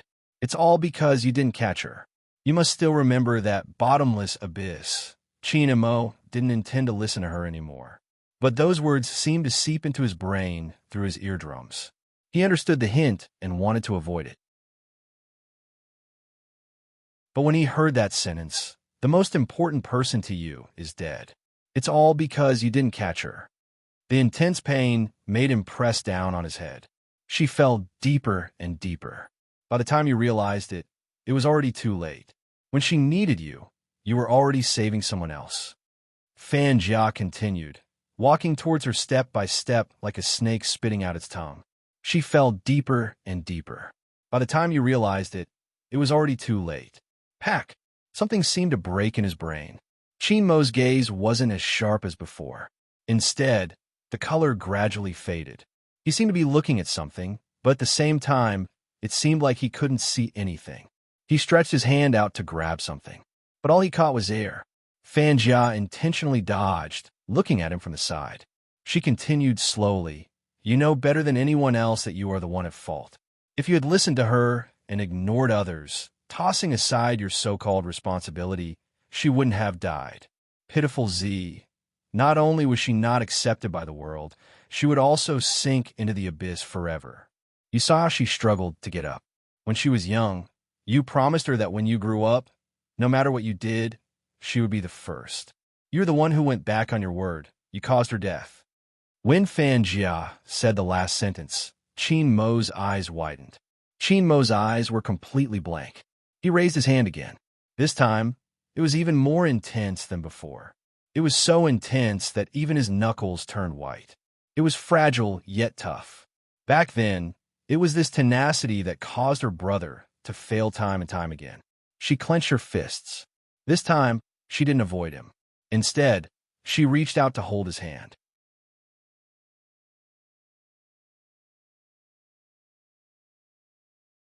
Chapter 13:35. The smile on Fan Jia's face froze. That was because she hadn't expected that he wouldn't grab her hand. Instead, he raised his hand and grabbed the red string around his neck. The red string was very thin. If one didn't look closely, they wouldn't be able to tell that there was an amulet tied to the other end. Fan Jia gritted her teeth when she saw this.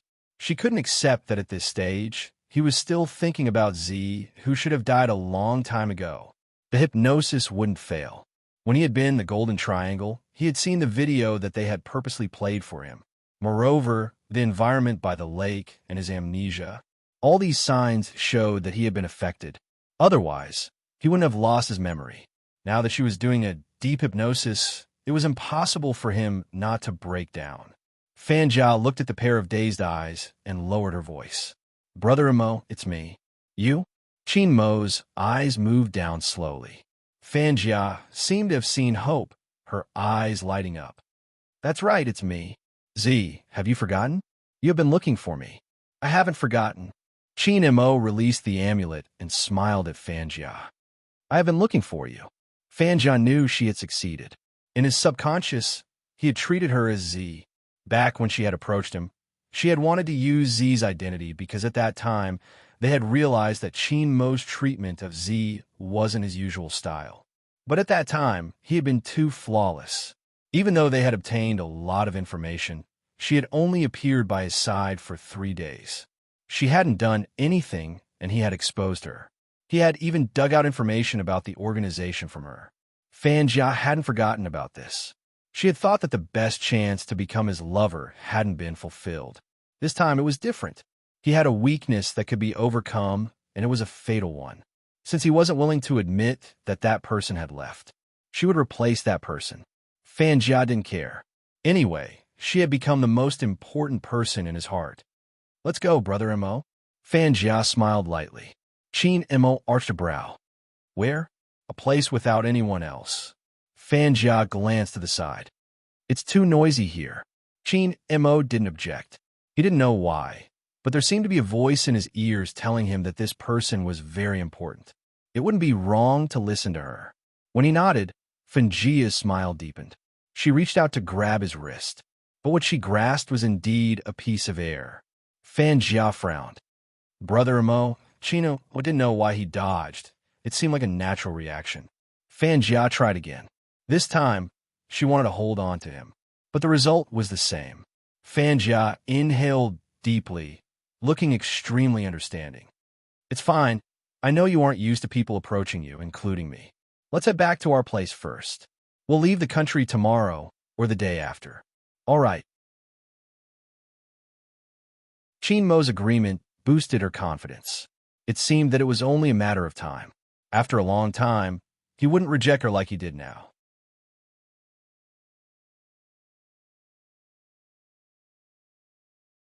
Chapter 1336. MMH.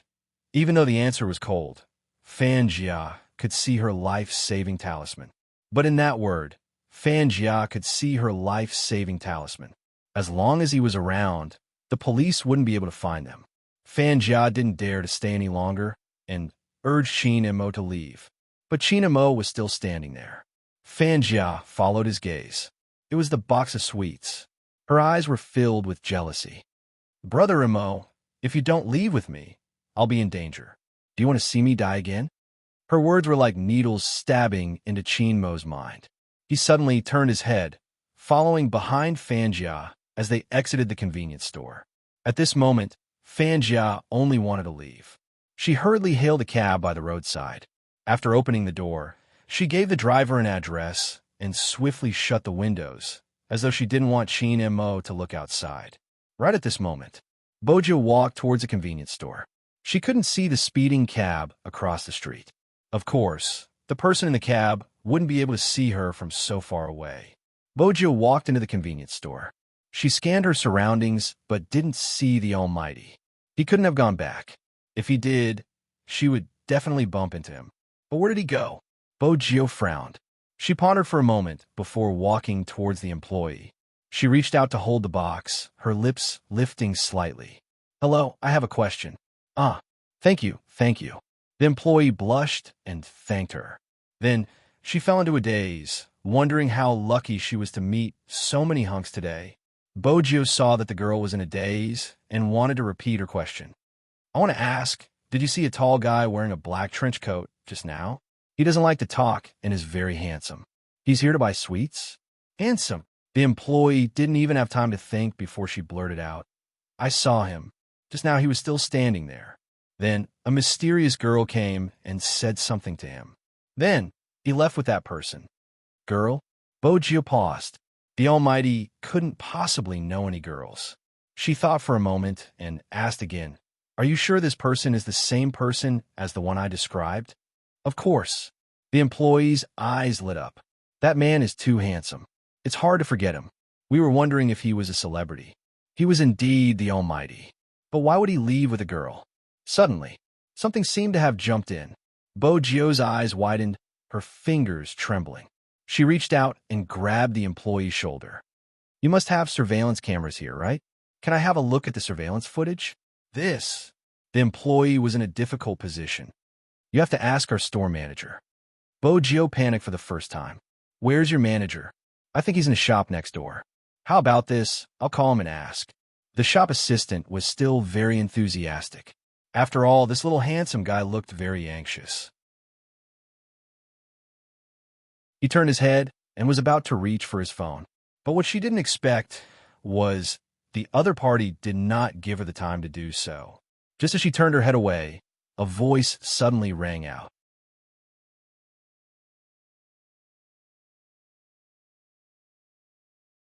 Chapter 1337. Mister, what are you doing? This is our cashier counter. You can't enter as you please. The cashier was clearly frightened. How could anyone other than the staff touch the computer in the convenience store? But the pressure on her shoulders was too strong. She couldn't break free. The handsome youngster just said, sorry. The other hand took over her mouse. She watched as the hand moved the mouse and placed it on the keyboard. Even though it was only one hand, it was faster than her two hands. The file on the screen was quickly opened. Before she could clearly see what the young man was doing, the computer program changed. The cashier tilted her head, signaling for the staff to call the police. She mouthed, "Call 110." The staff was obviously shocked, pressing the phone button, afraid that the youngster would do something drastic. She covered the phone and said, "Hello," right at this moment. The image on the computer screen popped up. Bo Gio calculated the time, pulling the video to 3 minutes ago. She saw the back view of the two people leaving. Then she continued to move forward. The camera couldn't capture the youngster's face, but there was a voice. Bo Gio could hear every single word she said clearly. Fanja. Bo Gio's fingers froze. When he heard that sentence, you know better than anyone else that the person who made the biggest mistake in this matter was actually you. If you had listened to her, ignored everyone else, and cast aside your so-called responsibility, she wouldn't have died. Pitiful Z. Not only will she not be accepted by the world, she will also sink to the bottom of the ocean forever. You saw her struggling to get up. When she was young, you promised her that when she grew up, no matter what you did, you would put her first. You were the one who broke your promise first. You killed her. Bo Gio's fingertips turned cold. She should have thought of it. Why did he hate his past self so much? But she was still too stupid.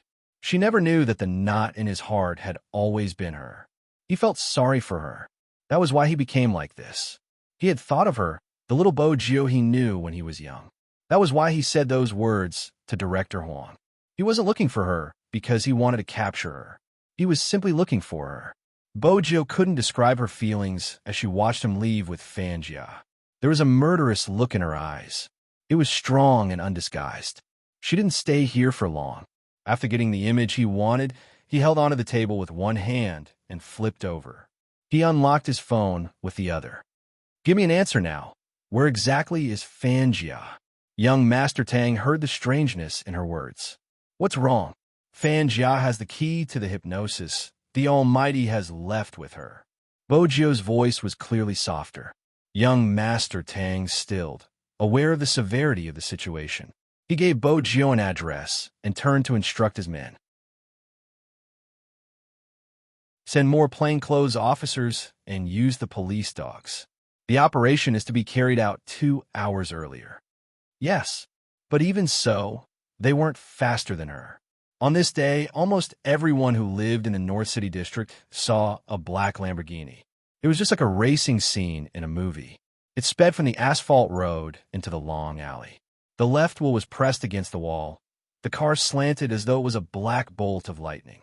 Bo Gio held onto the steering wheel with one hand while the other looked at the back of the car. With a turn of her tail, she shook off the police car that had been following her. The police car had been called by the supermarket staff. At first, they had assumed that she was here to rob them, but when they saw her car, they chased her for a whole street.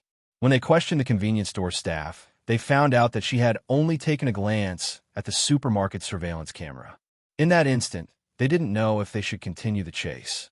Actually, they didn't need to think about it, because no one could catch up to Z, especially the current Z. The bats whizzed past, bringing with them the wind. At this moment, the taxi had reached its destination. Fanja smiled sweetly at Qin Mo. You definitely won't like this place. I don't like it either, but I have no choice. I'm forced to stay here. But things will get better soon. Once we leave the country, no one will be able to control us, and I will be able to move around freely. Qin Mo remained silent. It seemed as though he had been like this the entire time. He didn't even know if he heard what she was saying. Fanja clenched her fists, feeling extremely indignant. But at the same time, she knew that some things couldn't be rushed. The two of them continued walking, turning into a long alley and heading upstairs. Suddenly, they stopped in front of a door. Qin Mo stopped.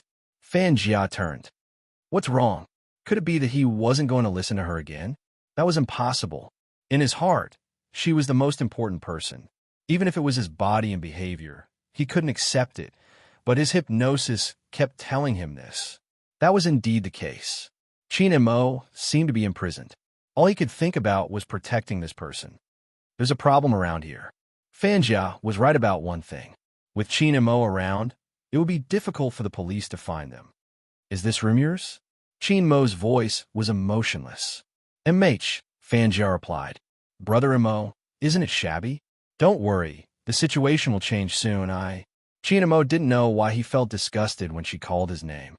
It's not broken or not. The lock has been tampered with. Don't go in. There might be people inside. Continue walking forward and go down that way. Qin Mo nodded. Fanja broke out in cold sweat when she heard this. A cheap house like this wouldn't be visited by a thief. Under normal circumstances, staying in the room was one of the high-end methods of the police, waiting for the suspect to fall into the trap before taking action. Fortunately, this person had seen through it in advance. Fortunately, she had covered her face. Do you see the person smoking in front of the shop not far away? You should be a stalker. It's best if you don't act suspiciously. Chin Mo's voice was still emotionless. There was even a hint of disgust in his voice. Of course, Fan Jia could hear it. But so what? Wasn't he still trying to protect her with the words he said now? So this was what he had been relying on in the past. Childhood sweethearts who had grown up together. Even if she was a criminal, she could become the most unique one. From today onwards.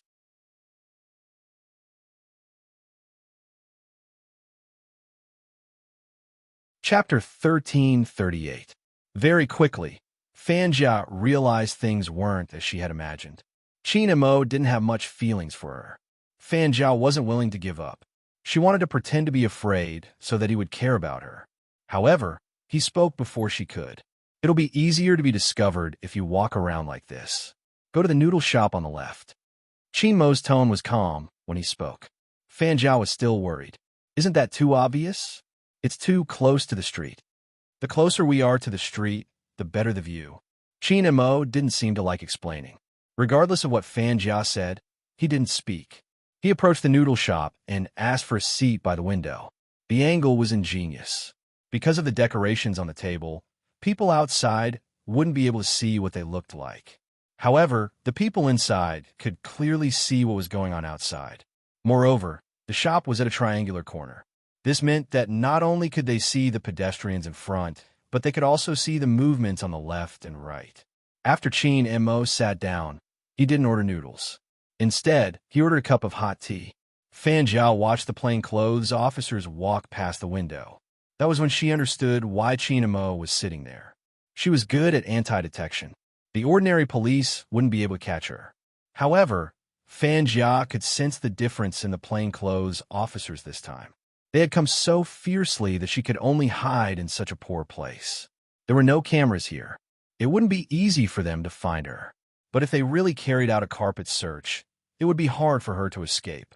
What scared Fan Jia the most was that they already knew which building she was staying in. Fortunately, she had made a move in advance and used the hypnosis key.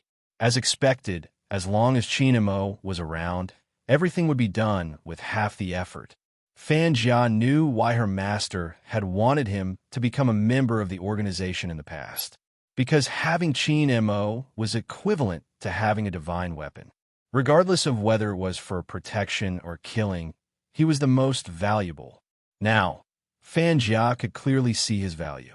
He could drink tea leisurely in front of the plainclothes officers without being discovered.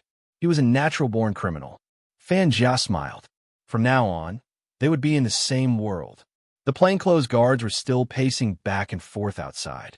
Something seemed to have happened as their footsteps became much more hurried. Something had indeed happened. It was the person hiding in the house who discovered the problem. Young Master Tang. The landlord said that Fan Jia came back, but she didn't enter the room. We didn't see her on the other floors, not even the first floor. What should we do? Get out of the room first. Retreat? Yes, there's no point in continuing to wait. If Fan Jia had been with Chin Mo, these tricks would have been nothing in front of him.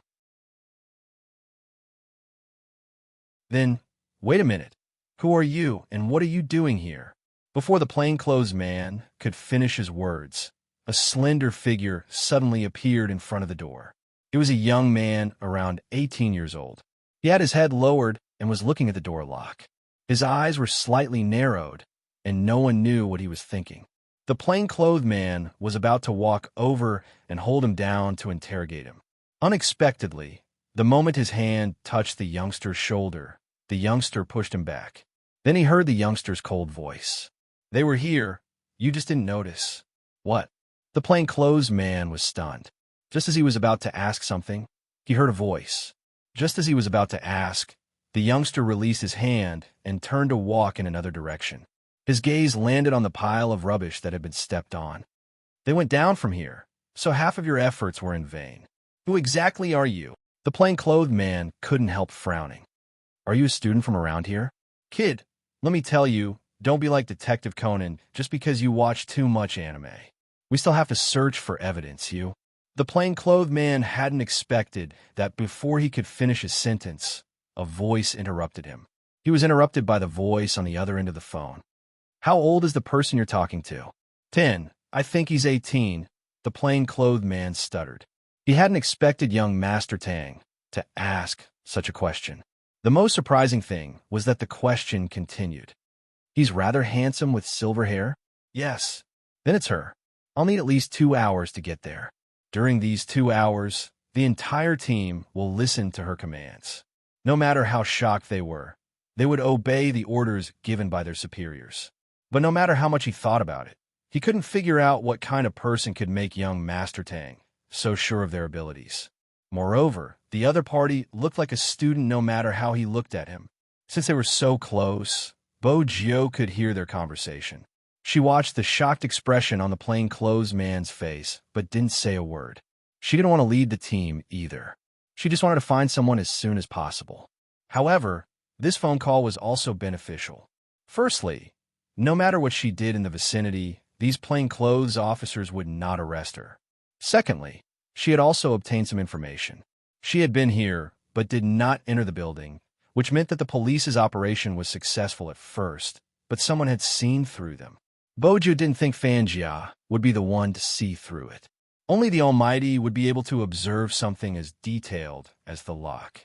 Through the video in the supermarket, Bojo already knew the key to hypnosis. She knew that the Almighty had mistaken Fanjia for her. She didn't know how effective hypnosis was. She only knew one thing. If the Almighty was really trying to avoid the police, it definitely wouldn't be like Fanjia, who would hide in the shadows. He would be very calm, right in front of you, one step ahead of you, occupying the best spot without you noticing. Bojo closed her eyes, thinking about the few times they had crossed paths. At the same time, she recalled the times when she thought she had escaped safely, only to be caught by the Almighty. Suddenly, her eyes widened bright as stars. Field of vision. Regardless of the situation, field of vision was the most important. Bojo swept the pile of rubbish downstairs. She leaped over with large strides, her eyes watching the people walking back and forth. The environment here wasn't good. The streets were dirty and messy. Even the building was on the verge of being demolished. Just like that, it was in an alley. But even such a place had its own terrain. Bojo scanned the roads on her left, right, front, and back. Gradually, a map formed in her mind.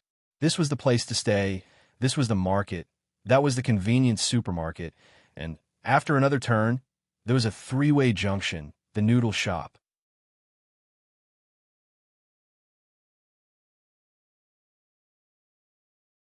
Chapter 1339. The noodle shop was too small and inconspicuous. Honestly, if Bojo hadn't tried hard, she wouldn't have been able to remember it. But at the same time, she knew that such a place would be easily overlooked. It was too ordinary and normal. However, its geographical location and perspective were indeed excellent. It was just like how she liked to eat Odin in the convenience store when she was in disguise, watching the police cars fly past her. Bojo glanced up abruptly. The tip of her tongue touched the roof of her mouth. This time, was she here to stop him? Bojo was smart. She didn't let the plainclothes guard follow her. She didn't even choose to enter from the left, right, and front. Instead, she walked to the back, removed her black trench coat, and wrapped it around her hand. Then she pushed against the wall and walked into the kitchen. When the chef saw the sudden appearance of a person, his hand that was scooping up the noodles paused. What was going on? The most important thing was that the child took away the shredded meat noodles he had cooked. She had taken it away. Bojo had indeed taken a plate of noodles. That was because the Almighty hadn't eaten dinner in order to buy sweets for her. Of course, she was prepared for the fact that she would be facing two people later. Bojo dragged the plate with one hand and stuffed the other into her pocket. She walked toward the window. Fanjia's back was facing her, so she didn't see the person approaching them. But Chin-Mo was different. He seemed nonchalant, but in reality, he could sense the slightest movement. Moreover, the person who didn't seem like a waiter was walking towards them with a plate. Chinamo found that person familiar. But the reason he didn't shift his gaze wasn't because of the familiarity. It was because of the smile on her lips. It was interesting, as though she was saying, "Look, I knew you would be here." Chinamo arched a brow. Fanjia didn't know what he was looking at. By the time she turned around, her expression had completely changed. The venom in her eyes wasn't concealed at all. How did she find her way here?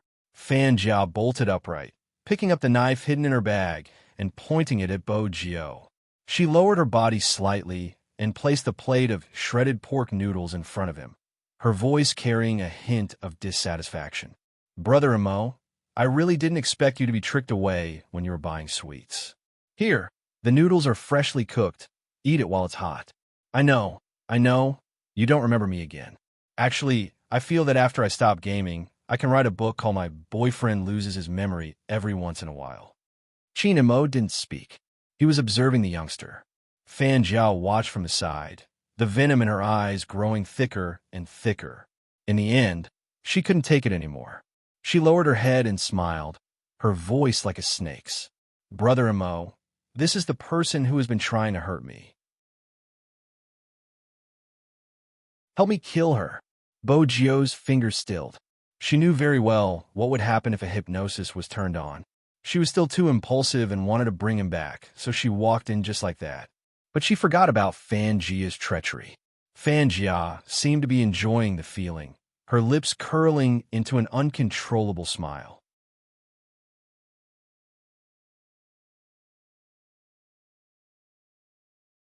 Chapter 1340. Chinamo didn't move. Why wasn't he moving? Fanjia glanced towards him. He clutched onto the amulet again, his eyes emotionless, but that proved one thing.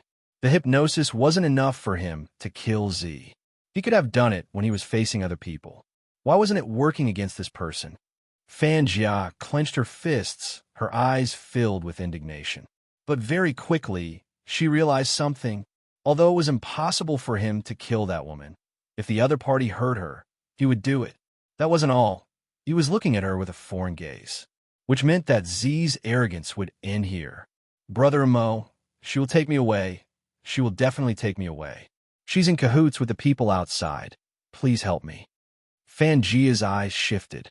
She sheathed her knife and leaned over helplessly. "Brother Imo, she will take me away. She will definitely take me away." As expected, Chinamo reached out and blocked Fanjia. His eyes dimmed. His voice didn't seem to be replying to Fanjia. Instead, he seemed to be telling himself, "I won't allow anyone to take you away." With that, Bojio paused, glancing up towards Fanjia. Fanjia revealed half of her face, her gaze sinister. She seemed to be saying, "Come over if you dare." Bojio narrowed her eyes. Indeed, she didn't like this scene, even though she was mentally prepared. Fanjia was still acting pitiful, calling him Brother Imo, but in reality, she was trying to provoke Bojio. This way, if Z were to take action against her, Chinamo wouldn't disobey her commands like before. Whoever hurt her would die. That was the real hypnosis in his mind. The more Fanjia thought about it, the brighter the smile on her face. She couldn't wait to see the arrogant Z beaten down by Chinamo. She couldn't wait to see how heartbroken she would be. Fanjia took another step forward. Her motive was to make it easier for Bojio to touch her. Who would have thought that the man would laugh lightly, pull the wooden chair from the next table with one hand, and sit down with his long legs spread apart? He was extremely nonchalant. "I'm not interested in a rat living in the gutter like you. Catching you is the police's job. If I really want to take someone away, I'll take my boyfriend. Also, Brother Imo, do you think you can call him that? Miss Fan, it's really funny. Do you spend your entire life trying to copy someone else, only to realize that a fake is a fake and will never be real?" Fan Xian was speechless when she heard Fan Xian's words. The last sentence caused Fan Jia's expression to change completely.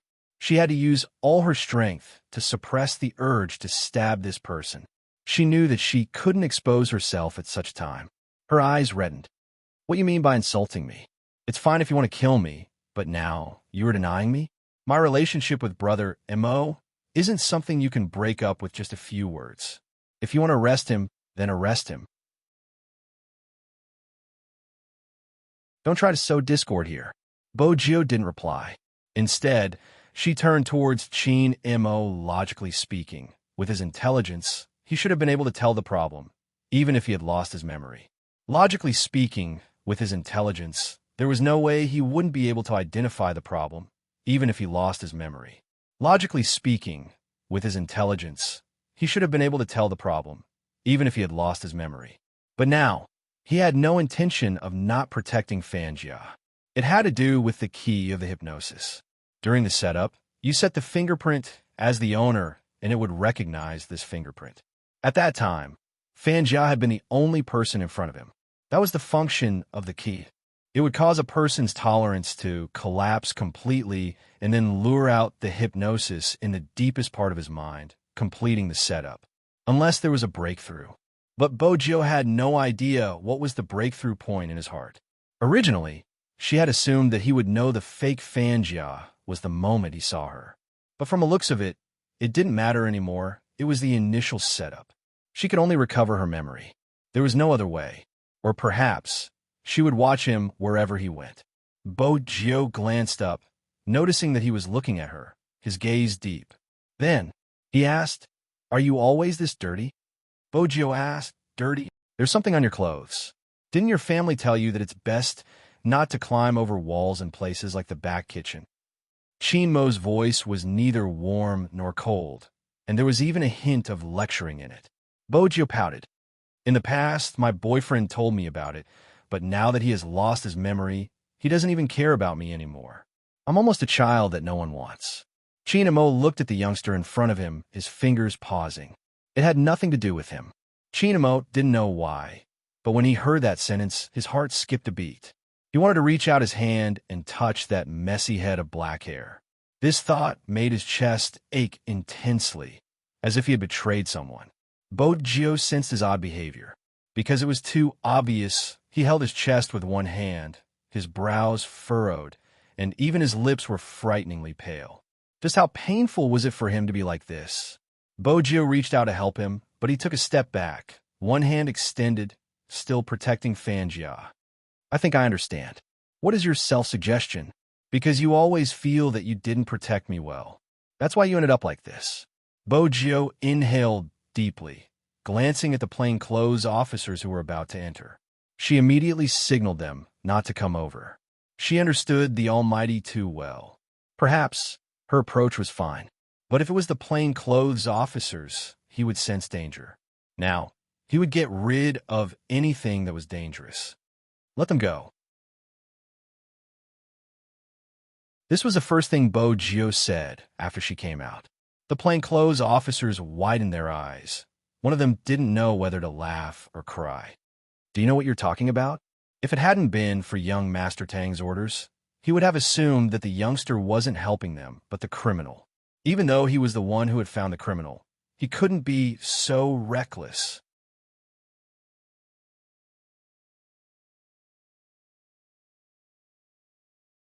Chapter 1341. The undercover officer wanted to speak. Bojio laughed lightly, interrupting him. "If you don't trust my judgment, you can give young Master Tang a call now." The undercover officer panicked, replying with a stern expression, "I have to consult my superior." Bojio gestured for him to make the call. The undercover officer immediately made the call, expecting young Master Tang to consider it seriously. Unexpectedly, the instructions he received were the same as before. "Just listen to her arrangements, but there is something she is trying to trick you about. Regardless of whether you rush in or not, Chin Mo will still be holding hostages. Nothing will happen if you let him go, but if you don't, there will be two outcomes. Innocent people will be implicated, and the city will be plunged into chaos. This time, you aren't facing an ordinary criminal. He can't even be considered a criminal because he hasn't committed any actual crimes. Just as you said, he hasn't started holding hostages. If it wasn't for the person next to you, you wouldn't have found him. He wouldn't have needed to take any hostages. You can ask the person next to you. If Chin Mo really took a hostage, what would she do?" Bojio laughed. "Did you purposely put me on speaker? It's just holding hostages. I'll be Brother Mo's hostage later. I can't possibly watch my boyfriend leave with another woman. I have a temper too." "Your temper is to be a hostage. Young Master Tang chuckled. You're going through so much trouble to prevent Qin Mo from having any bad records. Let me guess what you're trying to imply. You didn't allow everyone to take action because Qin Mo would take action if anyone harmed Fanjia. On the other hand, as long as Fanjia is safe, he wouldn't take any lives. This situation isn't comfortable at all. Z, there are many people who like you. I think Hoshino isn't bad.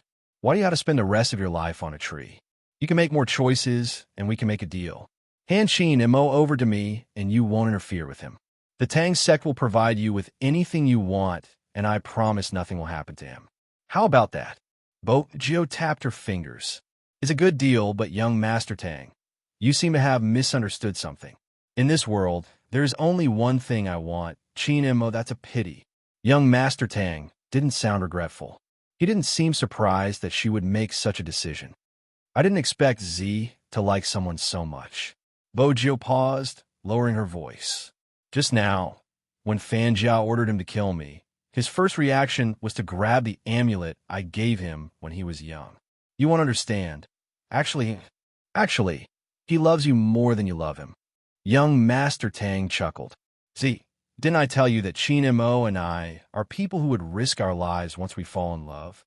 Bojo wasn't as upset as before. I have to say, your love story can be comforting at times. Even though you are still single and haven't gotten the person you want, it doesn't stop you from sharing your thoughts. Young Master Tang, is this gratitude? Bojo didn't think there was anything wrong with her sharp tongue. Anyone who tried to persuade her to break up with her brother, Mo, deserved to be stung. Bojo turned and walked back to the noodle shop. Qin Mo saw the interaction between her and the plainclothes officer outside.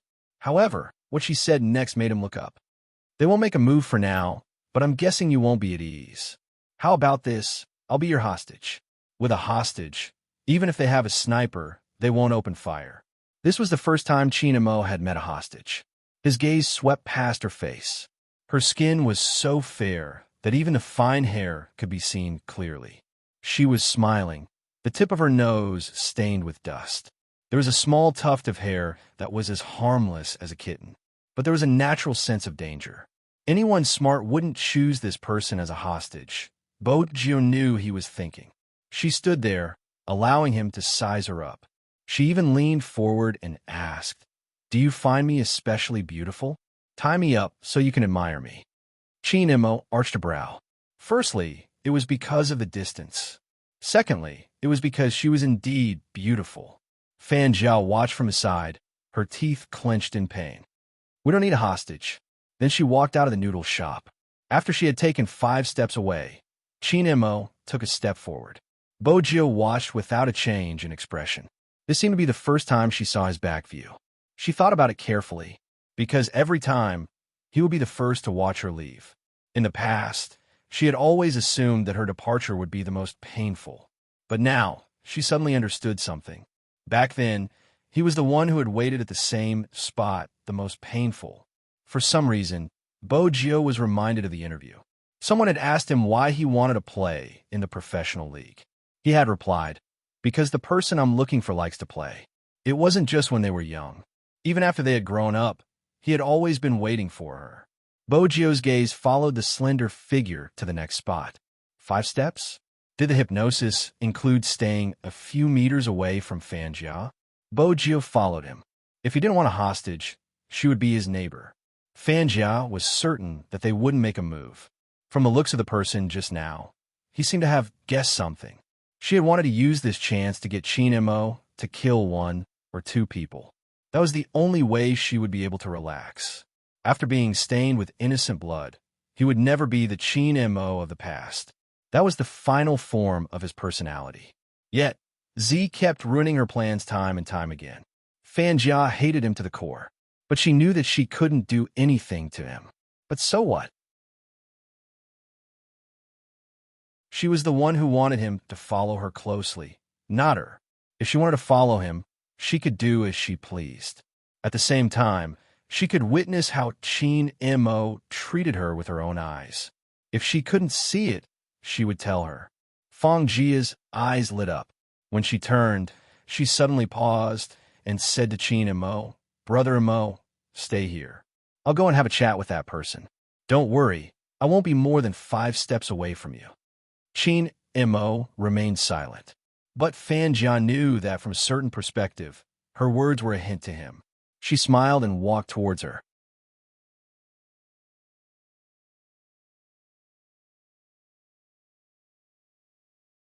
Chapter 1342. Boju arched a brow but didn't retreat. She stuffed a hand into her pocket and watched Fan Jia. "It's the Asian Cup tomorrow, and it's already evening. When we enter the room at night, you won't be able to do anything. I know you really want to bring him to the competition, but it's such a pity. He won't leave me now. No matter who comes, the result will be the same." Fan Jia chuckled and lowered her voice. "Don't waste your energy. Don't you know that the Asian Cup is tomorrow?" Boju watched her, asking slowly, "Your plan worked. You disguised yourself as me and completed the setup. Logically speaking, he should be close to you, but he didn't allow you to touch him. Why do you think that is?" Fan Jia's eyes dimmed. "Z, you really don't know when to give up. I've always been like this." Boju leaned forward, smiling brightly. "You should be thankful that he is by your side now. Otherwise, I'm not sure which sea I would throw you into." Fan Jia clenched her fists. "You don't have to be so arrogant. He didn't listen to my orders to kill you today, but that doesn't mean he won't do it tomorrow. You are smart. You should know that the hypnosis will get stronger over time. Do I need to remind you? Sooner or later, he'll realize that I'm the one he should have chosen the most. I've done so much for him, and you'll be nothing. You can stop talking about how you have to like me just because I like you. If destroying something he cares about is considered liking someone, no one in the world would want that kind of liking." Boju's gaze was cold, without a hint of warmth. Fan Jia didn't get the upper hand. Hence, she clenched her fists tighter. "So what? I'm a one by his side in the end. As for you, you won't be able to bring him back for the Asian Cup, and you won't be able to compete either. Hee, you have to suffer. Z, no one who goes against me has a good ending. You're too naive. That's why you gave us the chance to attack him. You think you're the savior and want to save everyone. You're so arrogant, but you're just an ordinary person who can't even deal with a little girl. People like you don't deserve to stay by his side." With that, she turned back to Qin and Mo and smiled. "Brother and Mo, let's head up." Boju didn't reply. She stuffed a hand into her pocket and followed behind. Actually, she didn't like this feeling at all, but she disliked not seeing him even more. Gradually, the sky darkened. The last ray of sunset also lost its color as night fell. Boju's phone kept ringing, but she had no intention of picking it up. After receiving it, he didn't know how to tell Lin Feng and the others. She lost the Almighty again. Fan Jia was right about one thing. She was too pretentious and always failed to grasp what she should grasp. He knew that Fan Jia's target in Jiang City was him. She should have followed him 24/7 back then. But she had been distracted because she wanted to catch Fan Jia. There was a huge commotion online. In order to vent her anger, she had lost him again. With this thought, Boju moved her fingers and glanced up. She walked towards the Lamborghini parked in the long alley. She stepped on the accelerator and drove little Blackie downstairs. Qin and Mo stood upstairs. He didn't need to look down to see what was going on downstairs. Even though the building was old, it had a good view. Standing in front of the window, he could see everything that was happening outside. At the start, he saw the youngster's drooping ears. He couldn't tell what she was thinking about. She didn't look as handsome as when she had served him noodles at the noodle shop. Instead, she looked pitiful. Qin and Mo moved instinctively. He didn't want to continue watching. He didn't know why, but whenever he saw that person, he would feel a sharp pain in his chest. The kind of pain was unbearable several times. But the moment he left, he couldn't help but look again. When he stood by the window again, he realized that there was no one outside. Qin and Mo couldn't describe the feeling. His chest finally stopped hurting, but the emptiness made him feel even worse. It was as though something had been dug out. There was even a very, very small voice that was saying something. Look, she finally couldn't wait any longer and left. Qin and Mo reached out to grab the amulet around his neck. It was the only way he could get rid of the voice. Fan Jia stood at the side, watching the entire scene. Her eyes were filled with indignation. They were already in the same room, but his gaze never lingered on her. Brother Mo, Fan Jia said, her voice sounding like she was about to cry. I'm afraid that you will abandon me again. Qin Mo's gaze wavered. He tightened his grip. Fan Jia knew her voice worked. She walked over, wanted to take the chance to hug his waist from behind. However, he raised his eyes and walked to the window again, leaving only air behind. Fan Jia was infuriated. She followed his gaze and saw the culprit who had ruined her plan once again. What she couldn't stand the most was his gaze. Why did his gaze only land on that person? Qin Mo was indeed looking at her. It wasn't intentional, but the person standing at the bottom of the building was too dazzling. He didn't know where she had gotten a bunch of balloons from. They were huge, and there were lights inside, colorful and beautiful. She seemed to know he was looking at her. She placed one hand into her pocket and smiled. Then she released her hand. The balloons floated up. At this moment, Qin Mo saw the words clearly. My boyfriend, are you hungry? There were 9 balloons, each with a word written on it. After seeing it, Qin Mo arched a brow. Even he didn't realize that the corners of his lips curved up slightly. But when Fan Jia saw the smile, her eyes were filled with jealousy. Boju didn't care what Fan Jia thought. After knowing that Qin Mo had received her message, she called the delivery boy over. She bit on her pen and wrote a line of words on the delivery order. She smiled lightly. The food is for the customer in the building above. Please pass this paper to the handsome guy standing by the window. It was the first time the delivery boy had encountered such a situation. He glanced up at the balloons floating in the sky. Is that really your boyfriend? MH, Bo Gio replied, adding another line on the list. The delivery boy was puzzled. Why is he with another girl? Because he lost his memory. Bo Gio paused. Then she laughed. My boyfriend is good at everything, but he always uses his memory loss to spite me. He isn't like that when he is normal. Any girl that tries to get close to him will be treated like a germ. The delivery man was confused. He looked like he didn't understand what she was saying. But nowadays, all sorts of weird things happened. Not to mention adding words on the delivery list. Some people who ordered takeout would even add on the condition, please send a handsome man to deliver it to me. The delivery boy went upstairs out of habit. Before he went upstairs, he took another look at the balloons. The next time his girlfriend was unhappy, he would do the same. It was rather romantic. Qin Mo stood upstairs, watching as Bo Gio disappeared again. He didn't know about the conversation between her and the delivery boy. Similarly, Fan Jia didn't know either. Hence, when someone knocked on the door, Fan Jia asked, "Who is it?" Fan Jia asked, "Who is it?" She heard the reply, "A delivery boy." She took a moment before opening the door. She knew that Z was the one who had arranged for the delivery. Since it was here, she would accept it. Not only would she accept it, but she would also eat with Qin Mo. It was time for Z to experience what it felt like to watch the two of them eat. Unexpectedly, after she opened the door, the delivery boy greeted her. "Hello." Then he added, "Handsome, there's a note for you." But Fan Jia couldn't stop him in time. Qin Mo walked over and took the note. There was a line on it. "Do you like the balloons I gave you? Boyfriend." Fan Jia was infuriated. She hadn't expected that her actions would inadvertently allow Z to spread the news. But that wasn't the end. I ordered 2 sets of rice, one for myself and one for the delivery boy. I heard it's for couples. Even though it's a distance away, Brother Mo, you can see me eating when you lower your head. Qin Mo wasn't interested in how others ate. He was just curious about what the youngster was doing. He walked towards the window. Fan Jia's wish had failed. She lost all her patience. She didn't want Z to see anything else. Brother Mo, it's getting late. Let's sleep. She naturally switched off the lights in the living room and strolled towards the bedroom. She knew that even if Qin Mo wasn't intimate with her, he had to maintain a distance that could protect her. Fan Jia smiled faintly as Qin Mo walked towards her. He didn't go to the living room window. Her lips curved upwards. She had said it before, it was useless. This person belonged to her. The hypnosis would be activated for more than 24 hours tomorrow afternoon. Once the 24 hours were up, she would be able to order him a kill. By then, his hands would be stained with blood. Fan Jia was patient. She didn't mind waiting a little longer. However, she also noticed something. That amulet was an eyesore. Every time it interfered with her words.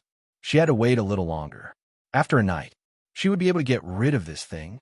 The smile on Fanjia's face deepened at the thought. She had thought that Qin Mo would enter the bedroom with her. Unexpectedly, he stopped outside the bedroom, a full 5 steps away. He didn't seem to have any intention of entering. Fanjia panicked. "Brother Mo, aren't you going to sleep? Are you going to stand here for the whole night?"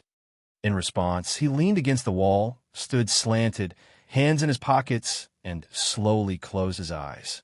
His meaning was very obvious. Fanjia wanted to eat with him. Who would have thought that he wouldn't even speak, let alone talk about eating or not eating? Without standing by the window, he was like a devil who had lost interest in his surroundings. He was covered in darkness. Fanjia tried to order him, but she was worried that it would backfire. It didn't matter if she waited another night. Anyway, they were sharing the same room. As for Z, she was afraid that she would think of many things. She didn't believe that Z could be that calm. Bojio wasn't that calm, especially when she saw the light go off. The smile on her face disappeared. She threw the set meal into the bin.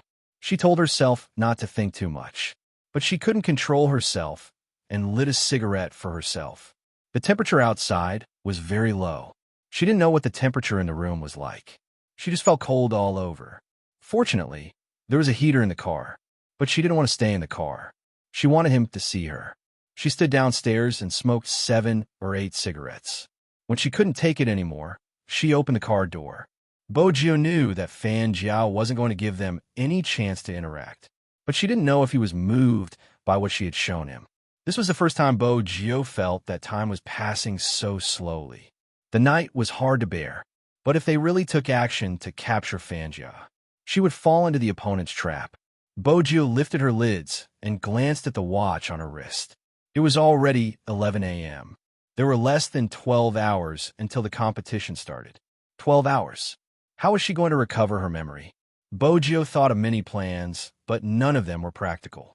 When it was 2 a.m., she forced herself to rest, because Fanjia would definitely have something up her sleeve. Moreover, the longer the hypnosis, the harder it would be to break. She knew that Fanjia was just wasting time by dragging it out. But even so, Bojio didn't know how to overcome it. She reached out and rubbed her temples. She looked at the cigarette butts on the floor. When she glanced at her watch again, another hour had passed. The comments online were still there. It was probably because there were less than 10 hours left. The official website started to count down. Even until now, there were still people who objected that Qin Mo and Spadesy shouldn't participate. Bojio's fingers slid.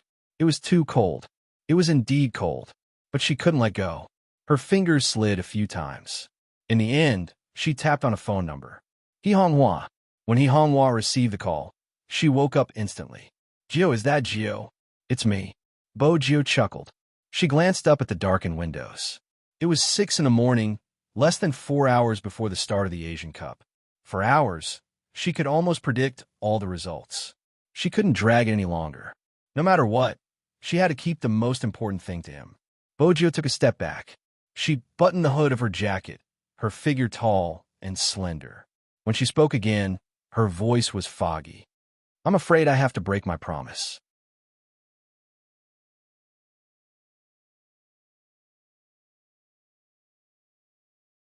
Chapter 1343. Ihonghua supported her head with her fingers. "Jill, why do you have to do this? You're just wasting your energy, and the comments online won't stop."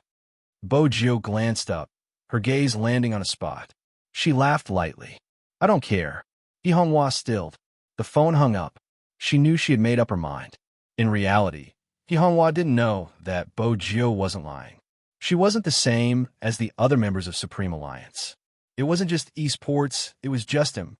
She stopped because she wanted his victory to be even more pure. No one could predict the irresponsible remarks of some people. In order to avoid trouble and to ease Ihonghua's worry, it wasn't a big deal for her to give up. But if he regained his memory one day, would he feel regretful?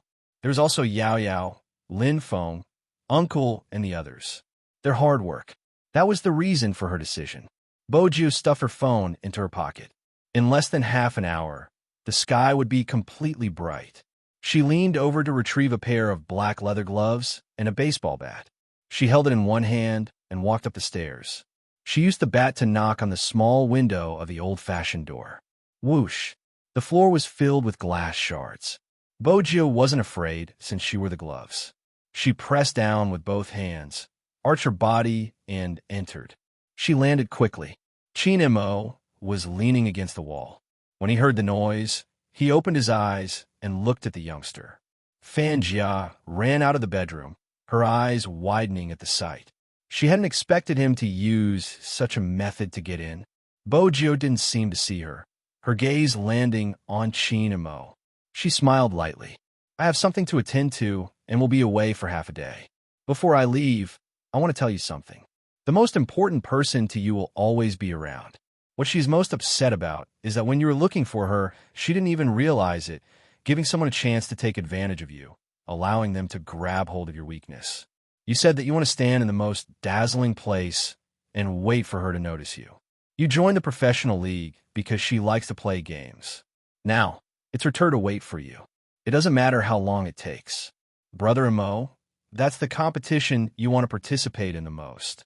You should come. Chin-mo's fingers moved.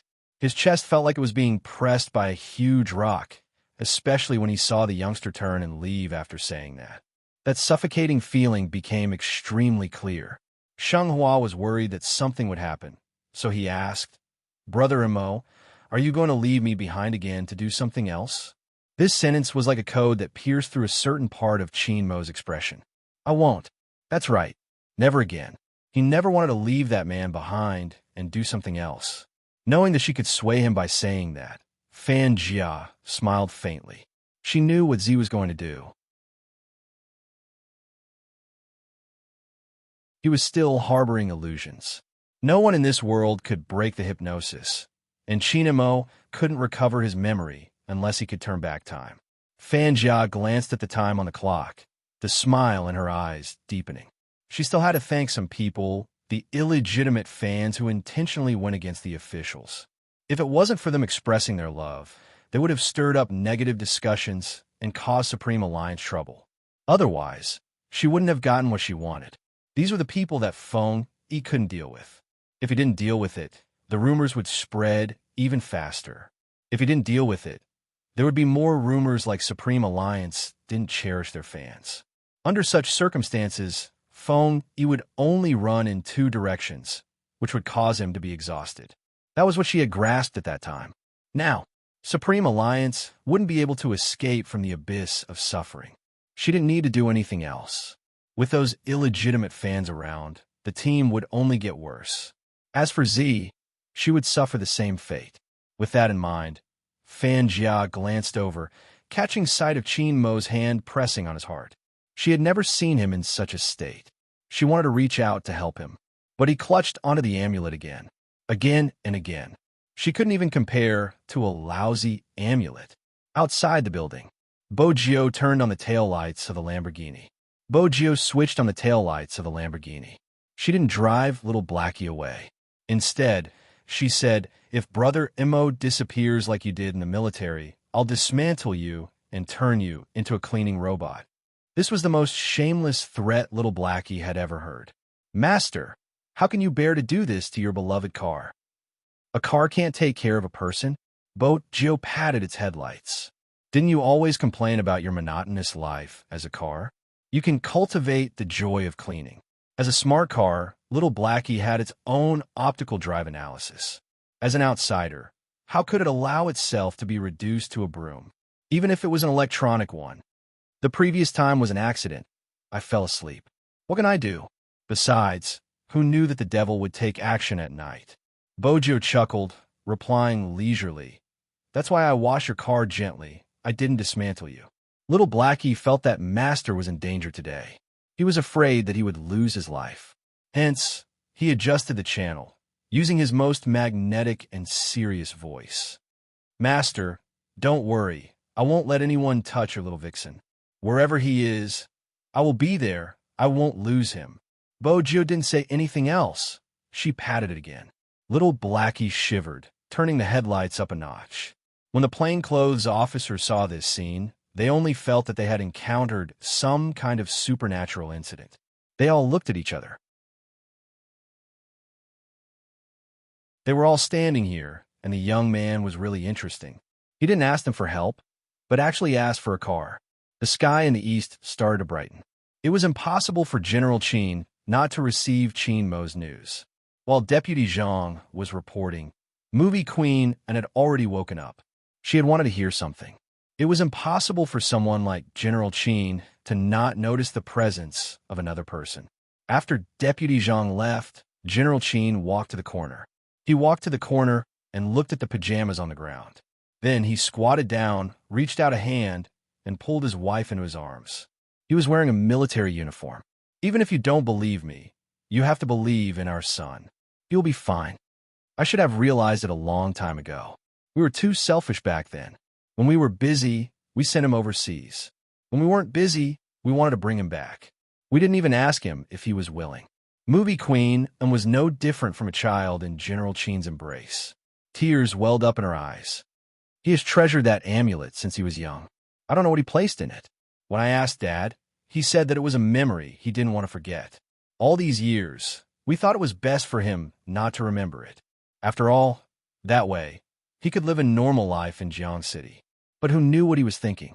General Qin hugged her tighter. It's all my fault. I'm to blame. I should blame you. Let me tell you, if our son doesn't come back, we will divorce. Movie Queen and didn't let go of him. Do you think that amulet will protect our son? General Qin, who never believed in such things, lowered his voice. It definitely will. If that little girl was still around, she would definitely protect him. After all, the two of them had been so close in the past. After all, in order to clear Zi's name, he had done so much. No one knew about it. Perhaps he didn't care about it. When he was young, his son had told him not to catch anyone who knew how to use a computer. At that time, he had treated it as a child's words. Now that he thought about it, it was probably because he liked it too much. Hence, he had thought about it in the future. Yes, because he liked it too much. The first reaction of liking was to protect it. Qin Mo wasn't the only one who thought about it. Bo Jiu too. She had never been so clear about it before. What did she want? It wasn't just to protect that person. It was to protect that person's dream. Since it was a dream, she had to stand in a corner and be clean. Ding! That was the sound of the mall's door being pushed open. At 8 o'clock, some places weren't open yet.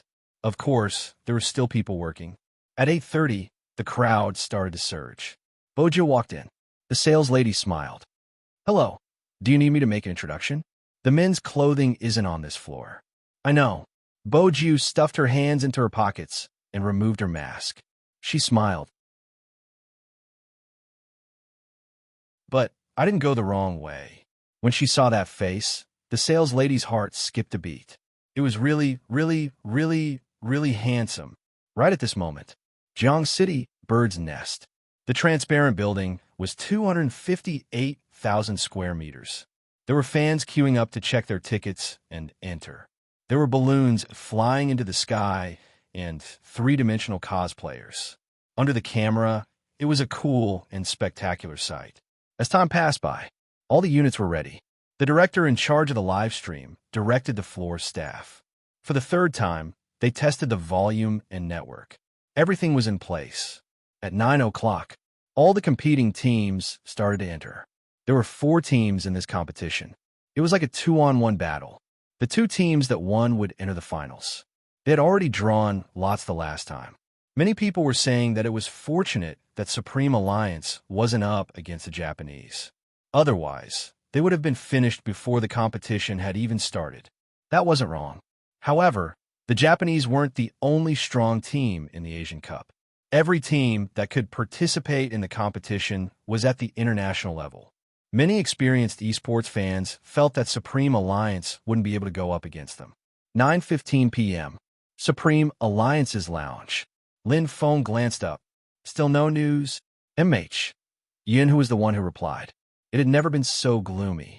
But some of the fans felt as though they had helped their idols, getting rid of all the people who didn't treat their team well. Shui Yao Yao and Coco looked at a corner. in a daze. It seemed as though they had lost all their fighting spirit. At this moment, the door opened. It was Feng Yi. He didn't look any different from before, his suit still neat. He glanced around the lounge and smiled. Do you guys want to lose before the battle starts? Do you guys not even have a chance to let Little Spade and young Master Qin come back? Of course not. Feng Shang bolted up, his face flushed. Feng Yi glanced at his brother, raising his hand in a gesture that Qin and Mo used to do backstage. Since that isn't the case, play well. Don't tell me you can't do it. Who said we can't? Swoosh. Everyone put their hands on it. Feng Yi chuckled. Do you know, once you compete, the people here will be able to see you again. Be it young Master Qin or Little Spade, there will be gifts for you during the official introduction. Take a good look when you enter. Come on, Supreme Alliance, victory! They shouted with tears in their eyes. No one seemed to be able to hear them. This was because they were always like this. When they entered the battlefield, they would always wipe away their tears first. 9:30. Numerous staff members wore their walkie-talkies and work cards. The Western Europe and China national flags rose slowly. The director raised his hand, signaling to the MC. 10, 9, 8, 7, 6. The drumbeat grew louder. 3, 2, 1. Swoosh. The lights lit up. The screen lit up. There was a paragraph of introduction in the middle. They had once fallen into the endless darkness. Today, they came out, vowing to become kings. Their name was Supreme Alliance. Before the crowd could cheer, the image changed, showing the faces of the people in their uniforms. Their voices rang out one after another. Hello, everyone. I'm Supreme Alliance's top laner, Inwu Yao. Hello, everyone. I'm Supreme Alliance's middle laner, Rao Rong. Hello, everyone. I'm Supreme Alliance's support, Lin Feng. Hello, everyone. I'm Supreme Alliance's ADC, Yin Hu. Hello, everyone. When this self-introduction came out, the whole place was silent. So many people were looking up at the big screen, listening to the voices of the people they liked the most, until the final landing point rang out, as though it could ignite their blood. Hello, everyone. I'm Supreme Alliance's captain, Qin and Mo Whoosh. Almost everyone stood up, cheering uncontrollably. At this moment, the video seemed to shatter, merging back together. In the end, stars flashed. It was a scene from the provincial finals. An assassin in black had killed his way into the opponent's blood pool without any support. Double kill, triple kill, quadri-kill, pentakill. 5 consecutive kills, Spade Z. The shoutcaster screamed at the top of his lungs, but no one could hear his voice. When they saw the ID, some of the female fans reached out to cover their mouths. They were touched that many haters didn't understand. Regardless of what you said in the past, would you be moved for a moment? That youngster stood in front of the screen, her head lowered. Every time she turned the tide, she would land a critical hit. Would the handsomeness of her fingers moving the mouse be denied just because she was a girl? No, it wasn't. The youngster who walked out from the darkness with a lollipop in her mouth. The one who could kill with her headphones.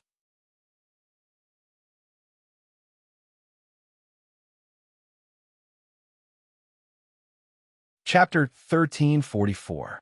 Right at this moment, as though to coincide with the scene, the host in a suit picked up the microphone and announced, "The Hero Asia Finals officially begins." Pa! The light beam shot down.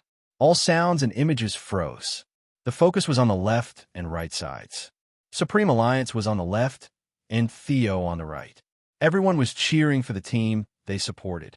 A gust of wind blew, causing his black and red uniform to flutter. Another person wearing the same combat uniform walked out from inside. Their eyes were deep, as though they were burning with fire. Some people said that they had all the meaning of youth in them. You, in your dorm, mates would fight in front of the computer just to watch a match. The youngster you loved hugged you and said, "Look, this is the team I like." You and your bestie can talk about them until the wee hours of the morning under the same quilt. Just when you thought that was the end of life, you would lift your head and see that there was a team that had never aged. Regardless of how many years passed, they would never forget. But now they were missing 2 members.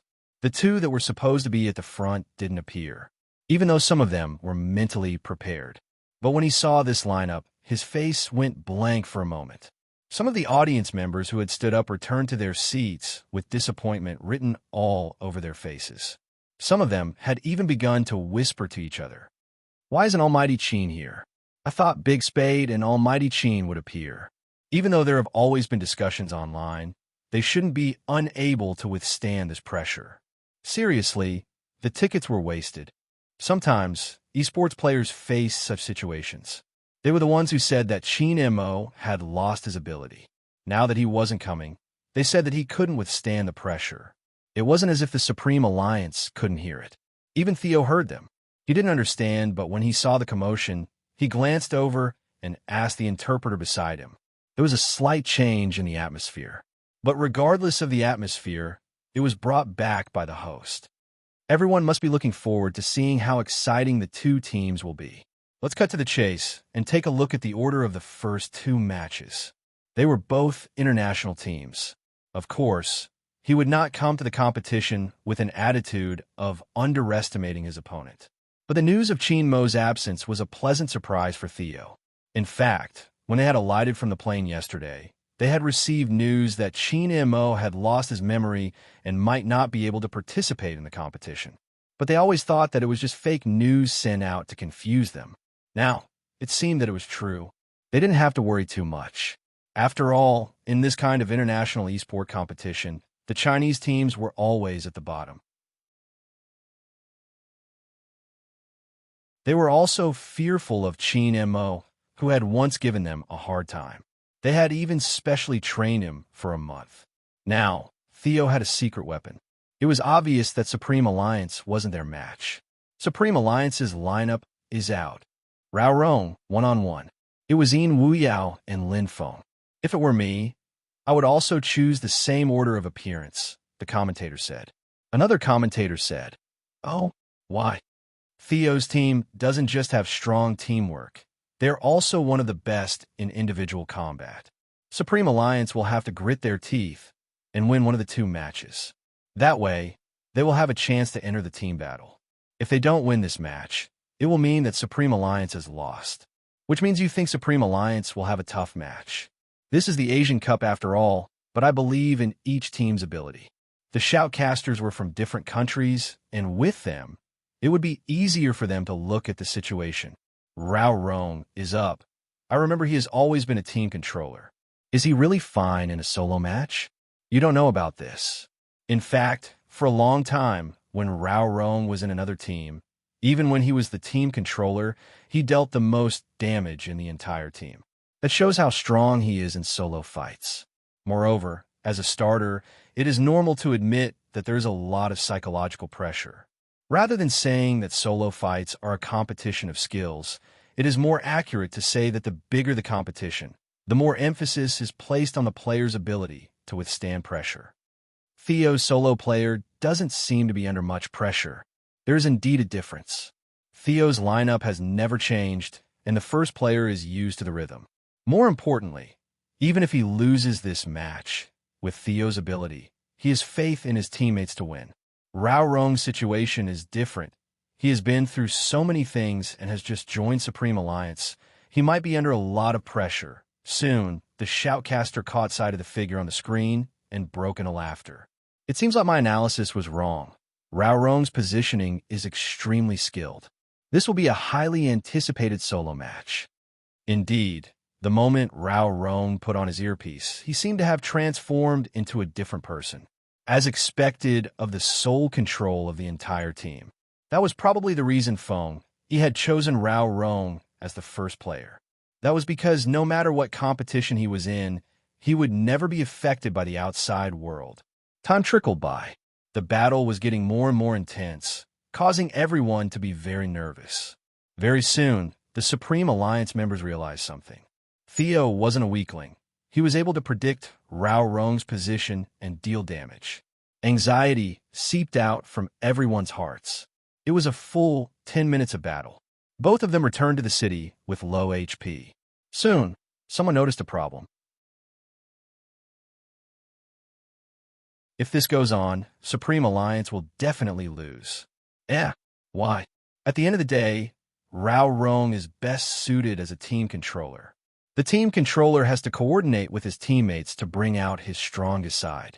Now that he has been placed in this position, it is obvious that Supreme Alliance wants to win this match. No, it should be said that Supreme Alliance wants to win the first two matches. It would be best if they don't engage in the last team battle with Theo, because they know that with their current lineup, they won't be able to win. Hence, they sent Rao Rong. In terms of speed, technique, and condition, Rao Rong is undoubtedly outstanding. After all, he is one of the three pillars along with Qin Mo and Xiao Jing. But the team controller's damage isn't high. If the battle drags on, Rao Rong will be finished. Just as he finished speaking, Yi Zichen's eyes widened. The other player was already heading towards Rao Rong. Everyone's eyes widened in shock. Just as everyone thought Rao Rong was about to be caught, he moved nimbly and turned the tables. Supreme Alliance had won this single battle. Shui Yaoyao watched from the side. She paused for a moment, then turned around and hugged Coco, who was still biting the rabbit's ear. Her happiness seemed to be contagious. Well done. When Rao Rong returned, everyone patted him on the shoulder. He lifted his lips into a smile, clearly in a good mood. But soon, they realized the problem. Theo's team members were lazy, as though it didn't matter even if they lost the single match. You should be aware of Supreme Alliance's standard, Theo's captain said. The two of them stood up with a smile. The single match isn't bad, but if it's against Supreme Alliance's strongest player, Supreme Alliance will soon realize the difference in strength. Don't underestimate them, Theo's captain replied, but he didn't refute his teammates' words. The experienced shoutcaster glanced over, speaking into the microphone. I'm guessing from the start of the double match, Theo is going to unleash its true strength. Based on Theo's usual style, they would indeed use a single match to gauge their opponent's strength. Besides, they're used to placing their stronger players at the back. Supreme Alliance has to take this seriously. Supreme Alliance had to take this seriously. But it was hard to imagine how the double match would turn out. Their teamwork was flawless, their maneuvering was sharp, and they had plundered their jungle's resources at the start of the match. Before Uncle Ian and Lin Feng could work together, the jungle's resources were gone. The resources in the wilderness would be gone, and the economy would suffer a huge loss. Everyone could feel Theo's menacing aura. It wasn't a one-on-one match that had lasted nearly 40 minutes. This time, they were starting to reveal their true abilities. F***CK. Lin Feng noticed the change in their tactics. He started to move closer to Yin Wuyao, preparing to ambush the top lane. But the opponent didn't take the bait. It was fine if it didn't take the bait. The news of the tyrant being killed appeared on the screen. The economic gap had been doubled in an instant. Lin Feng's face fell. He quickly realized that the opponent had revealed himself to divert his attention, allowing the bottom lane to focus on killing the tyrant. Such a ploy. Such a simple ploy. He actually hadn't noticed it. In reality, Lin Feng wasn't to be blamed. No one had expected the tyrant to be used so early and with a support tank. But when they saw the equipment, they realized it had been premeditated. A wild knife, specially used to deal with wild beasts. It was all part of his plan. The audience could see with their own eyes how difficult it had been for Supreme Alliance to fight the double match. After all, the difference in their economy was too great. Fortunately, Lin Feng was smarter this time. He didn't dwell on the mistake. Instead, he did what he had to do. The players on Theo's side raised their eyebrows when they saw this. I didn't expect him to be so composed. It seems like some information can't be fully trusted. We killed the tyrant, but he's still so composed. Supreme Alliance isn't too bad. They glanced at each other with their headphones on. With a swipe of their right hands, they vanished from the map in unison. The ordinary audience couldn't tell what was going on. However, the team that appeared in the spectators' stands saw it very clearly. Supreme Alliance is going to lose the double match. When someone heard this, he subconsciously wanted to refute. But when he turned around and saw who was speaking, he felt as if his throat was blocked. Hoshino. It was actually Hoshino. Everyone knew that Hoshino's judgment was extremely accurate when it came to such matters. He seemed to be very unwilling to say this sentence. His eyes were looking at the screen, and his pupils were a little black. As for the fans sitting in the audience, they could not help but shout. The Japanese. It's really the Japanese. They're so cool. That's strange. Aren't they still competing? Why are they here? Wait a minute. The audience and reporters seem to be heading over. What do you mean? F***CK. Is the Japanese over? The person watching the live stream shook his phone. It took an hour, but they only used 20 minutes to crush them. During the double match, they used 40 minutes because of Peach's recklessness. It was a best of 3, and they gave up on the last match. The person's mouth fell open. After a long moment of hesitation, he added, as expected of the Japanese. Compared to the Japanese's ease, Supreme Alliance was in a predicament. Lin Feng and Yin Wuyao weren't useless. Perhaps it was due to the opponent's strategy, but it gave off the feeling that Supreme Alliance was being suppressed by the opponent. That Lin Feng seems to have sensed something. A member of the Japanese team said. Hoshino replied, "It's too late." Yes, it was too late. This was the first time Yin Wuyao realized his hand speed couldn't keep up with his thoughts, even though their support had died twice. But this was Yin Wuyao's third death. Lin Feng wouldn't be able to win the 2-against-1. As expected, Supreme Alliance lost the double match. Even with the compliments from their opponents, Supreme Alliance didn't get excited. They knew how passive they were in this double match. Lin Feng hung his head, apologizing. "I'm sorry." Yin Hu reached out to press down on his shoulder. "There's nothing to be sorry about. It's my turn. Aren't you going to smile at me?" At this stage, everyone knew that Supreme Alliance wasn't going to be easy. The Theo team's ability could be seen from the double match. When Hoshino said that it was too late, he didn't just mean that they were late for the doubles. From the start, Supreme Alliance hadn't forced out all of Theo's abilities. Hence, it was too late to continue. Besides, Supreme Alliance wasn't going to use their strongest formation for the team battle. Everyone was worried about whether Lin Qintao's jungler would be able to set up the tempo. Theo's captain smiled. "All right, since Chinamo isn't around, stick to the original plan, destroy their jungler. That way, they won't be able to retaliate. Sometimes, we have to thank the spectators." Yes, they had to thank them.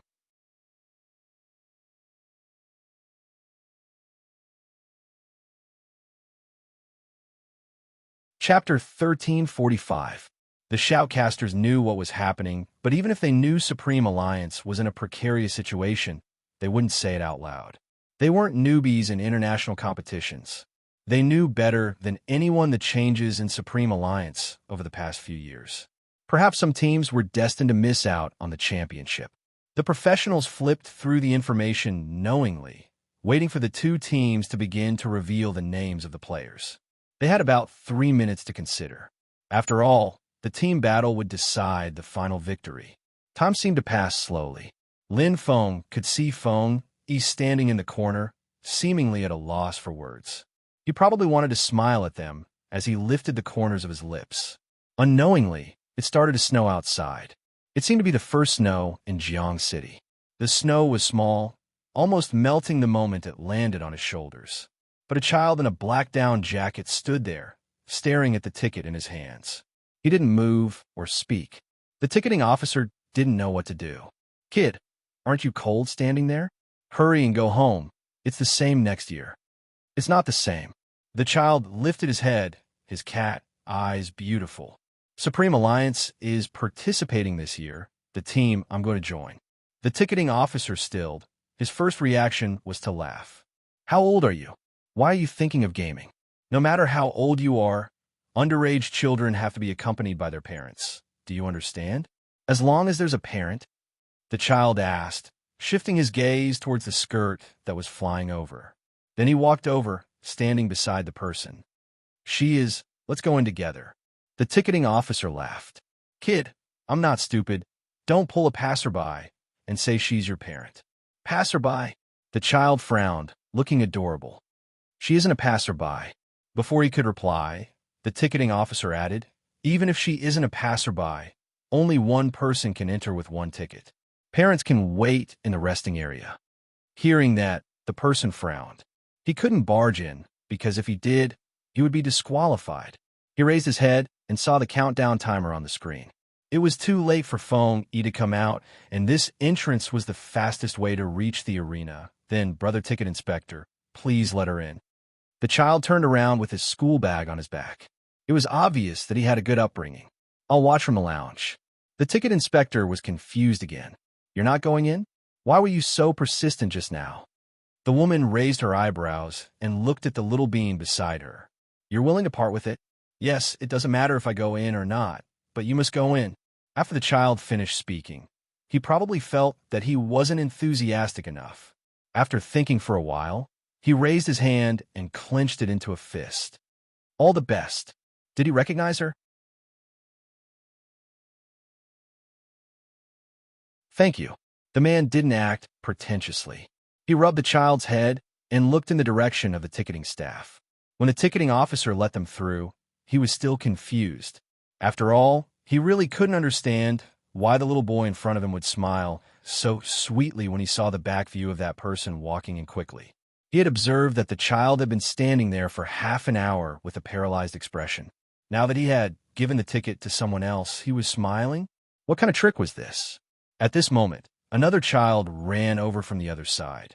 He looked similar to the one in the black down jacket and asked mysteriously, Why aren't you going in yet? I even wore a dress for you. You don't know how nervous I was when Dad looked at me just now. M.O.B. F***CK, paralyzed little face. What are you smiling about? Brother. Well, what? What was wrong with his sister today?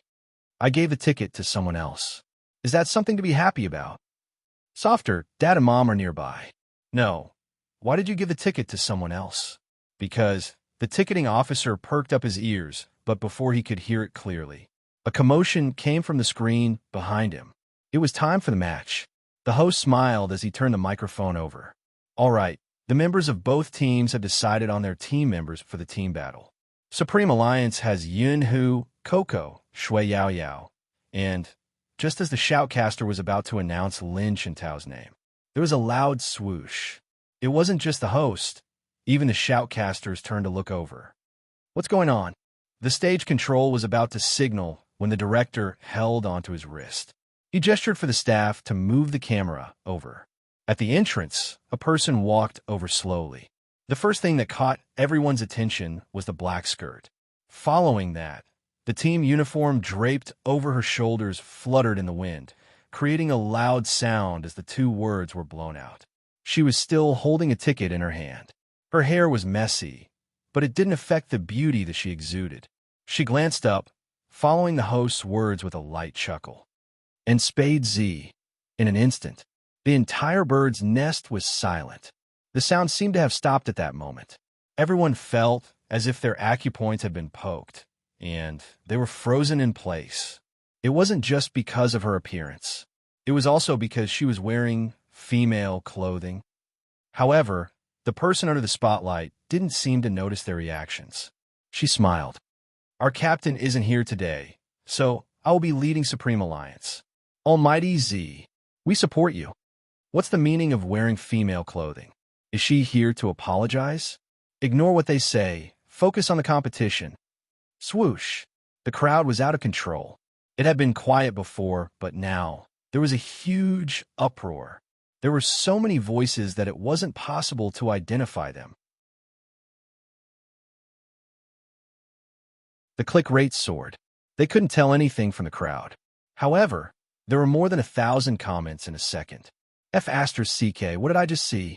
My Almighty is wearing female clothing. Almighty Z is so beautiful. Demoness attack. My big spade. I feel like I'm falling in love with someone else. What should I do? Is my hubby that handsome today? Female clothing. I'm drooling. Please give my Almighty some screen time. Female clothing. Screenshot. I want a screenshot. There are so many scenes. It wasn't that there weren't any negative comments, but that person just stood there as if she didn't hear anything. Her long dress matched her battle uniform. Her eyes were clear, and her side profile was extremely beautiful. The smile at the corner of her mouth made every fan feel that it was familiar, but also different. In the past, she was a mischievous youngster. Her laughter was seductive. Now, people couldn't describe that feeling. But when a few true Spade fans saw her walk to the exit zone, for some reason, they grabbed onto their best friend's hand and burst into tears. It wasn't because they were sad, but because they were touched. They knew very well why she had specially worn a dress. In order to make sure that there wasn't a single part of the competition that people couldn't hold on to. Just as she said, she stood there, clean and innocent. Lin Feng wanted to hug her, but he retracted his hand. He could clearly hear his words. F***CK. After changing into a dress, I can't bear to do it. I suddenly feel like a beast. Bojiu reached out and pulled him back. She hugged him with one hand and patted his back coolly. You're a submissive. You don't have to feel such a burden. Good sister. I'll help you win it back later. Sister? Me? Sister? Lin Feng pointed at her before pointing at himself. He turned to look at Feng Yi.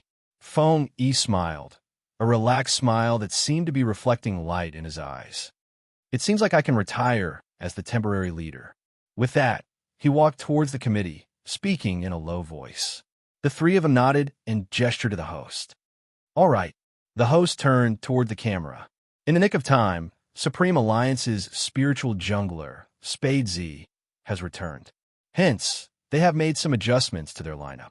Supreme Alliance's team members are Spade Z, Yin Hu, Lin Xintao, Coco, and Shui Yao Yao. As for Theo's team members, no one was listening to the host anymore. Everyone's gaze was on the person who was about to enter the arena. The number of views online had exceeded 100 million. The director knew what the people in front of the computer wanted to see. Hence, the camera remained glued to Bo Jio's face. She actually dressed up as a girl. The Japanese had the same reaction. Watanabe scratched his head in frustration. What I want to say is, will I really lose to a girl like me? Why does she look so annoying when she's dressed as a boy? But now that she's dressed as a girl, how am I supposed to play in the future? I'll pity her. Vice Captain, what do you mean by that? Hoshino didn't look at him. His gaze seemed to be fixated on a certain point ever since she had appeared. Even the smile on his face seemed gentler. Watanabe stilled, grabbing his hair again. I seem to have accidentally found out a secret. Oh, Yu Cixin arched a brow, a nonchalant smile on his face. What secret did you find out? Watanabe jumped. Captain, as someone with experience, look at Vice Captain's expression when he looks at Spade Z. It's obvious he has something to say. Also, he has never been interested in any team in the past, but has always been interested in Supreme Alliance.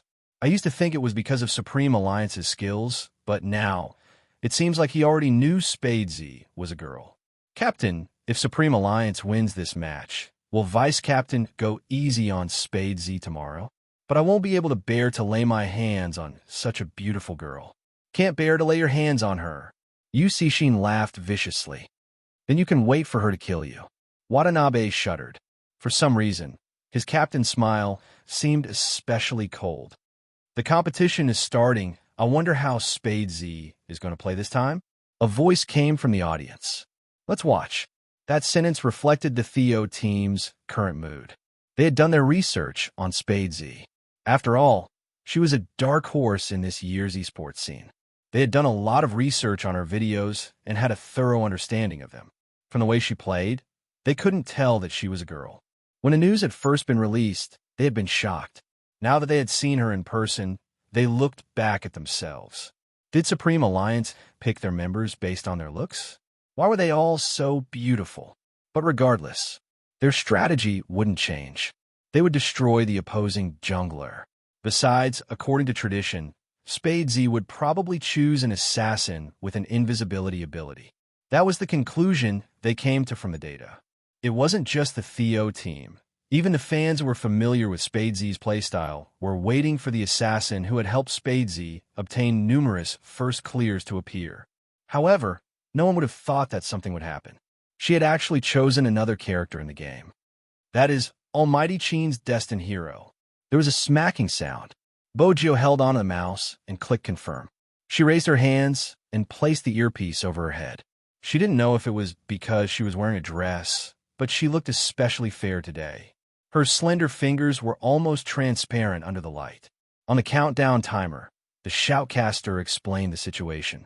To prevent the competition from being boring, the shoutcaster explained, "Honestly, I'm surprised by Spade Z's choice of character.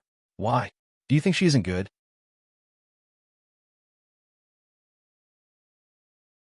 It isn't bad. Everyone knows that she's an all-round player, but in terms of proficiency, she doesn't seem to have much experience. Indeed, Chin and Mo has always been the one using it. All right, enough talking. From a screen, we can all see that the members of both teams have already walked out of the spring. Wait a minute. MH. Theo seems to have an idea. The screen zoomed in. The crowd clearly saw two figures behind Theo dashing across the jungle and the river. The ones in charge of guarding the middle and top lane were leaning slightly towards the jungle. They're planning to ambush us. That's right, this stance. It wasn't to negate Supreme Alliance's blue buff, but to outflank Supreme Alliance's jungler, Spade Z. Rao Rong's pupils constricted.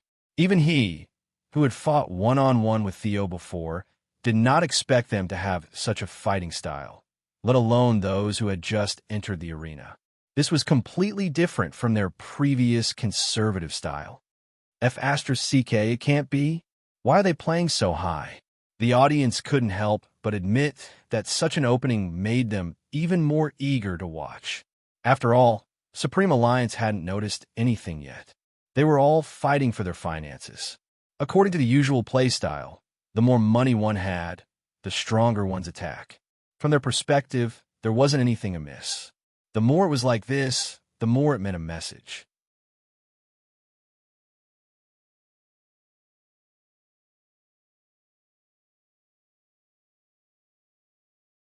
Chapter 1346. The moment the thought entered their minds, a loud click came from the screen. Theo's tank had a stun effect. With a swing of his hammer, Bo-Gio froze on the spot. Everyone who played the game knew that control was the most important thing for an assassin. If she was controlled, she wouldn't be able to escape. Besides, there was a tank and a long-range attack. After the signal to attack, the opponent's sorcerer had rushed over to provide support. In an instant, Spade Z's HP dropped by half. She didn't even need to fight in the wilderness. Theo's assassin seemed to have been waiting for this moment. He raised his long spear and leaped in, intending to deal all the damage to her. Right at this moment, Bo-Gio moved her right hand. Bo-Gio sat in front of the screen and moved her right hand. The mouse glowed, and everyone could see the lines that appeared in that instant. She moved with agility, avoiding the big move. Theo's assassin missed his target. But even so, Spade Z was still in a dangerous situation. Moreover, under normal circumstances, as an assassin, when fighting in a high-level match, he should be prepared in advance to see if the other party would come over to attack him. Not only had they been robbed, but they had also been forced into such a corner by Theo. Some started to wonder if Spade Z's abilities had deteriorated. Her mana has been snatched, and she's suffering from the start. Spade Z's maneuvers just now are too average. Some of the audience, who already thought Bo-Gio was a drama queen, seized the opportunity to mock her. With such skills, she can't lead a team. Since she left, she shouldn't have come back. Seriously, the tickets are a waste. I don't want to watch such a boring match. Unlike the audience, the fans were really anxious. They leaned forward, worried for Bo-Gio. On the screen, her HP was getting lower and lower. It can't be. Was Spade Z, the FC King, going to sacrifice the first HP in the team battle? Spade Z's fans are going to be slapped in the face. Everyone's attention was focused on a magnified screen. The director had also focused on the main scene. Since Spade Z was the focus of everyone's attention, it would be more exciting to watch the match from her point of view. Hence, the discussion grew louder. Even the bullet screen was filled with comments. After all, this was the scene being broadcasted. But soon enough, the veteran esports fans noticed a problem. Why wasn't anyone helping Spade Z? Supreme Alliance wasn't at this level. Even if Shui Yaoyao was a newbie and didn't know how to support. But what about the others? Was this Spade Z's commanding skills? You don't even send a signal when you encounter a problem? Isn't he a little too arrogant? It seemed like Spade Z was only suited for individual battles and wasn't suited for team battles. It was a pity that Rao Rong had already represented Supreme Alliance during the 1v1. If Rao Rong had been the commander, the outcome might have been different. Just as this thought popped up in everyone's mind, they felt that Supreme Alliance's jungler was about to collapse. Suddenly, a sound effect appeared on the screen. KO. The first blood? Strange. On the screen, Spade Z wasn't dead. Then why would there be such a sound effect? All of a sudden, everyone was puzzled and perplexed. They didn't understand what was going on. Soon, the big screen gave the answer. It was the support on the other side of Theo, who was only planning to reinforce the troops. Heavens! It wasn't just the audience that was in disbelief. Even Theo's captain was shocked. How did this happen? In an instant, the situation turned chaotic. Bogio, who was sitting in front of the computer, slid her right hand and moved nimbly. She retreated to the bottom of the turret with a low amount of HP, just in time to feed herself a blood pack. But this was not the point.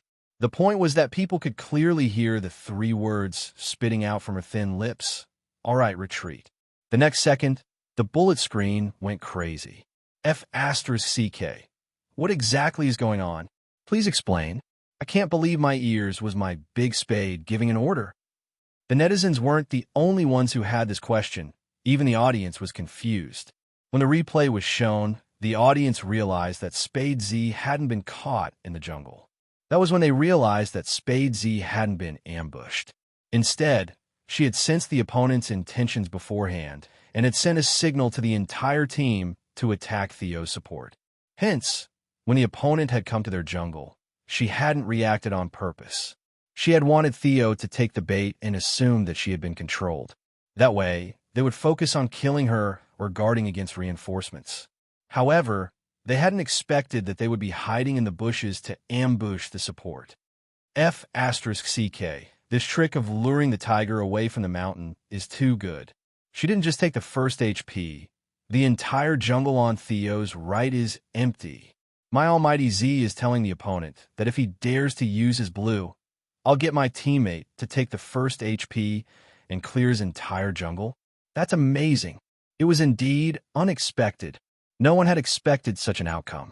If one thought about it carefully, one would realize that such a plan to lure the tiger away from the mountain was not something that just anyone could pull off. Firstly, one had to be clear of the opponent's intentions and make a certain level of judgment. Next, one had to have precise positioning to ensure that one would be able to buy time for one's teammate and ensure that one wouldn't die. It was a difficult feat that not many could pull off. It's so cool. That was so cool. The people who had been mocking her kept their mouths shut after witnessing this scene. They were clear on one point. It wasn't that Spade Z's fans had been slapped in the face, but they had been too biased. This seems to be the first time Spade Z has used such a method to start a match. The shoutcaster was a professional. It's novel and impressive. The other person chuckled. Indeed, I'm not sure if you have noticed, but she has completely adapted to her role as a team leader. Using such a method to take the first HP is in consideration of the overall situation. She is now an assassin and also a team controller. I don't know why, but I can see Chin Mo's shadow in her. Honestly, if I were to participate in a match now, they would be the opponents I wouldn't want to face. They are too strong, be it individual battles or assisting the team. In the past, Spade Z's advantage in this aspect hadn't been revealed yet. I reckon Theo's side wouldn't have expected her to use such a method, using herself as bait to allow the team to take the first HP. This is completely different from the way she used to sweep the opponent's jungle alone. It wasn't just different, it was a huge blow to Theo's head. But this alone wasn't enough to secure victory. After all, Theo's skills were obvious. But it had to be said that the mistaken strategy was a huge blow to them. They couldn't stay in Supreme Alliance's jungle any longer. One of the towers in the bottom lane had been destroyed, and they had to return quickly. Shui Yaoyao from Supreme Alliance's middle lane, and the experienced Yun who had already gathered over. Hence, they had to flee. Right at this moment, the figure that was supposed to be under the tower suddenly darted over. She cut off the backline sorcerer that was trying to retreat. KO. Dumbfounded. Everyone was dumbfounded. They hadn't expected Spade Z to rush out with less than half of her HP. Wasn't she courting death? Even if she killed someone, she wouldn't be able to escape. Theo's reaction was swift. Just as he was about to destroy the other party, the figure held a wine flask, and with a flash of her sword, she was back under the tower. First skill, displacement. F***CK. That maneuver is amazing. That's the true meaning of first blood. Is my big spade learning from Almighty Qin? He retreated instantly after killing someone. The crowd was getting out of control. They had never seen it before. In the Asian Cup, China had never achieved such an amazing result. This time, even some of the haters were silenced. They couldn't be haters. Her maneuvers were too heaven-defying. The atmosphere on Theo's side was starting to change. They had assumed that with the information they had, they could deal with Supreme Alliance. It was the same even if Spade Z was around. But now, they realized that the information they had was just information.